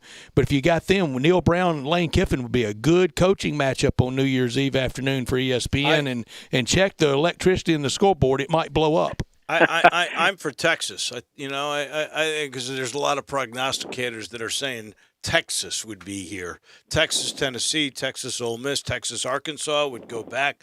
I just don't see that Houston Bowl letting Texas pass through them, Steve. I don't see it either, but I'm just telling you, I've seen 2 or 3 different prognosticators say that. Steve, seriously, your gut feel from what you hear, what you see, what TV might want, what do you think you're going to end up with? I think it'll be geographically sensitive teams. So I think in the SEC, that's pretty easy to see who is most geographically that works out. Ole Miss is the closest. There's no question about that. Yeah, on the Big 12 side, I think what you said, and you guys were right. The Houston Bowl, which is usually threatening and say we're never going to let Texas get out of the state because they're such a huge brand name. But they've had Texas, I believe, stats. I turn this over to you. Isn't it the last 2 out of 3 years A they've lot of played frequency, there. yes. So it may be that there's a year. I think a lot depends on whether they end up playing for the championship in the Big 12, which there's about 5 teams in the Big 12 that right now could all be eligible to play in their championship game, which is just their number 1 team against their number 2 team. And so a lot depends on what happens these next few weeks. So, but we've been very pleased with the Big 12 over the years. You know, we've had Oklahoma State who did a great job. You know, of course, we've had Kansas State a couple times. We've had Iowa State. We've had West Virginia. We've had TCU. We've just never had Oklahoma or Texas. Of course, they're usually the big dogs beating everybody up and playing in the championship games. But I think there's an honest shot at Texas this year. It depends if they win out here now. Maybe then they'll be in the championship game, and then that might not work out because then they'd be in the CFP. But if they don't win out, I think maybe this could be the year for the Texas Longhorns. Texas and Ole Miss. Wow, that would be a heck of a game. Let's sign up for that right now. We beat them the last time we played them down in Austin. I remember that. Steve? See, I know. See the way Stats is. It's we. You know when he's talking about Ole Miss. I like that Stats. Steve, thank you much. We appreciate it. Thank you, Steve. Congratulations on really pulling off that combine. That was something super. Well, thank you, and thanks to everybody that helped put that together. And again, there'll be more scholarships coming, and a great opportunity to end a very tough year for 400 or 500 young men and their families. No doubt about it. Thank you much, Steve Earhart from the AutoZone Liberty Bowl. We take a timeout. We got crunch time coming your way. I'll let you know this portion of the show is brought to you by James Davis Men's Store in the Laurelwood Shopping Center. As far as I'm concerned, that is the men's store of this region, has been for a long time, and now to just make it even more indelible in your mind, they've got the Stant custom shirt and pants system that no one else has in this market. Stant's come up with this thing. It's an algorithm. They take 3 measurements, and they figured out the perfect shirt and the perfect fitting pair of pants for a reasonable price. $98 for the shirt, $168 for the pants. 1 week later, you get it, and all it takes is 3 measurements. It's unheard of, and the only place you can get this Stant system is at James Davis Men's Store in the Laurelwood Shopping Center. And by the way, Paul Patinley suits, they've had this for a couple of years now. What a deal. It's the best going. 2 unbelievable suits, $795. 2 Paul Patinley suits for $795. You got to look good on Zoom calls. Nothing makes you look better than a James Davis Paul Patinley suit. And then they've still got a whole bunch of sweaters and pullovers for eating outside. That's our new thing, right? We're going to go outside, but you got to be warm. And it's a little cooler. You can find places with heaters, but sweaters like from Peter Millar or Johnny O, that's the thing. And where do you get those? You get them at James Davis Men's Store in the Laurelwood Shopping Center. Back with Crunch Time in just a minute. This is Sports Time on Sports 56. Listen online anywhere, anytime at sports56whbq.com. At the Home Depot, we improve things. This holiday season, we've improved Black Friday. Instead of one day of crazy, we've lowered prices now, and they'll stay low all season. From decorations to dishwashers, wreaths to ratchet sets. So sleep in. You're not going to miss Black Friday. Not one little bit. Black Friday improved. The best prices of the year already here at the Home Depot. How doers get more done. U.S. only while supplies last. See store for details.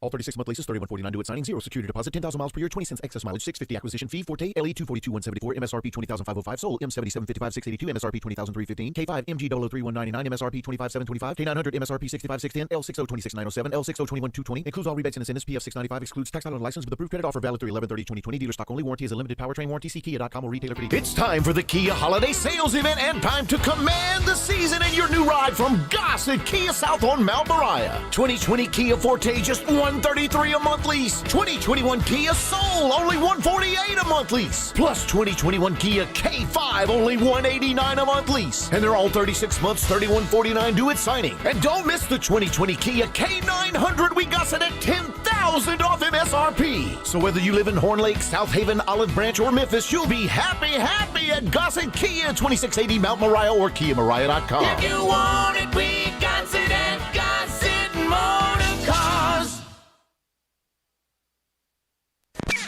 Welcome back to Sports Time on Sports 56 with Wallo and Stats. This hour of Sports Time is brought to you by DeSoto Auto Sales. Here once again are Dave Woloshin and Brad Norsworthy. Come on, Muhammad, we hit fame. We busy with the deal, we get insane. Final portion on this Wednesday. Lots of wacky stuff going on. Man, I just can't get over all these. 15 college football games now postponed this particular week, but we shall get past this too. It's just the way of the pandemic. Go Pfizer, go Moderna. I keep saying that's my new cheer. This portion of the show brought to you by Conway Services, heating, cooling, plumbing, electric, and of course the very famous tune-up. That's 16-point energy saver super tune-up that you should do twice a year right before air conditioning system, and then when you are about to turn your heater on. And let me tell you what John is doing this time, sweetening the deal. Same price, $69. Now he'll include a heating system safety check, no charge, and that includes a carbon monoxide test. So basically, they come in, and they're going to go into your house to put their little slippers on, go over to your utility closet, and they will tune up 16 parts of your system. They will take your old filter out and get rid of it for you and put a new clean filter in. Then they'll walk outside. They will clean that outside unit like taking it to the car wash. They will get all the dirt and the leaves and the grime out. Then they will come back into your house now, and this is when they do the system safety check, which includes the carbon monoxide test. That makes you rest easy, and it really does, knowing that everything is not only efficient but safe. No leaks, no nothing. That's what you get if you call 384-3511, 384-3511, Conway Services, heating, cooling, plumbing, electric, and now the safety tune-up. It's time for Crunch Time.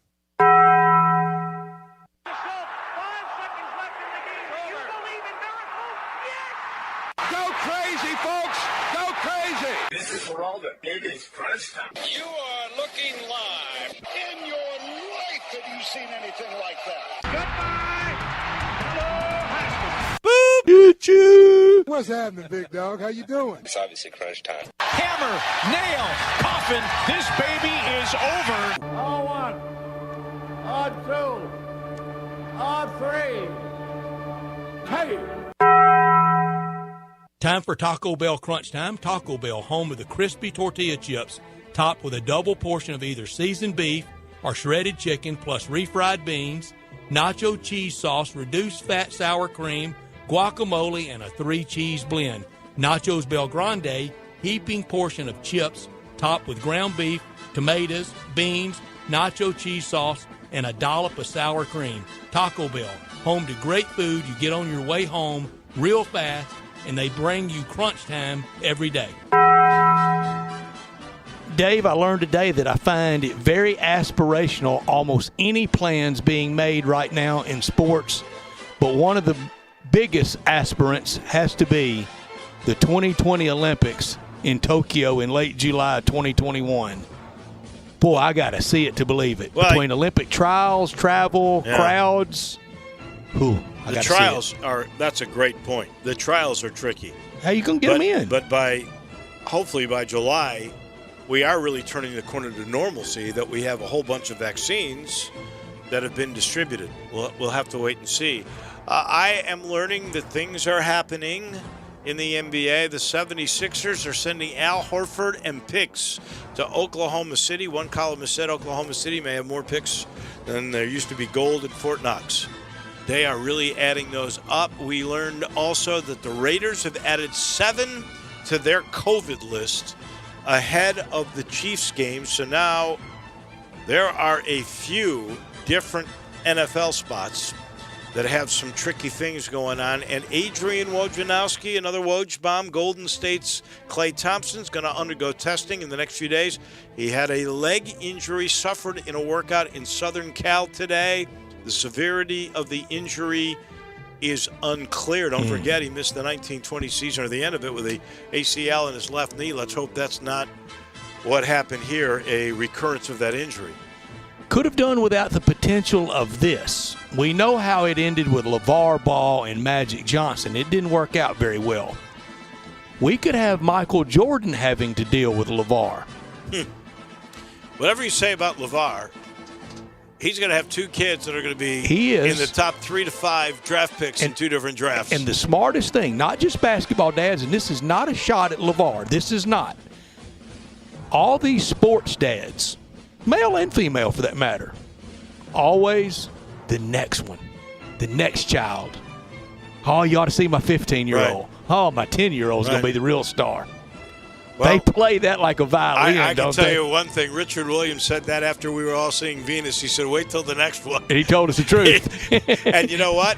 He was right. I'm going to say LeVar Ball, as much as he bothered the heck out of me, he's like Richard Williams in a way. Once those kids got past, he got out of the way. He got out of the way. He really did. And once that shoe company ended, you haven't heard a thing from him. I just could have done without all of these cancellations. Ole Miss and A&M were the first. Now we got Navy and UCF and Houston and SMU. That's canceled. Every one of the American Athletic Conference teams have been affected. Wake and Duke is gone. Arkansas at Louisiana.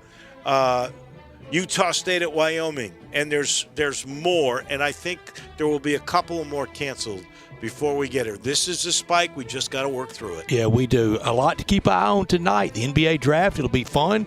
The wheeling and dealing, the offseason, the hot stove, the deals around the league's good. LeVar, LaMelo, James Wiseman, Precious Achiuwa, plenty to watch tonight. A good game in the MAC tonight. 2-0 Western Michigan versus 2-0 Central Michigan.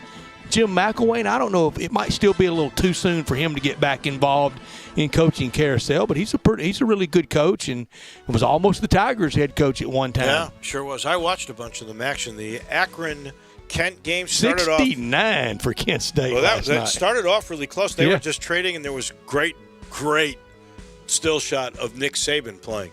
Or not playing. Yeah, when he was at Kent. Action shot of him when he was at Kent. Yeah, that was kind of cool. We want to thank T.J. Reeves, Barrett Jones, Rick Horo, Mike DeCourcy, and Steve Earhart. We again congratulate Steve on what was just a terrific combine for all of those Shelby County school kids this past week. And I truly hope a bunch of them end up with scholarships. Tomorrow we will do this again with our usual Thursday crew. We hope you will join us. Let's hope the best for James Wiseman. I predicted number 2. I'm just going to go out on the limb and say Precious Achiuwa in the top 16. I like it. I like it too. Have a good night, everybody. Did you know nearly 40% of men under 40 and over 75% of men over the age of 40 experience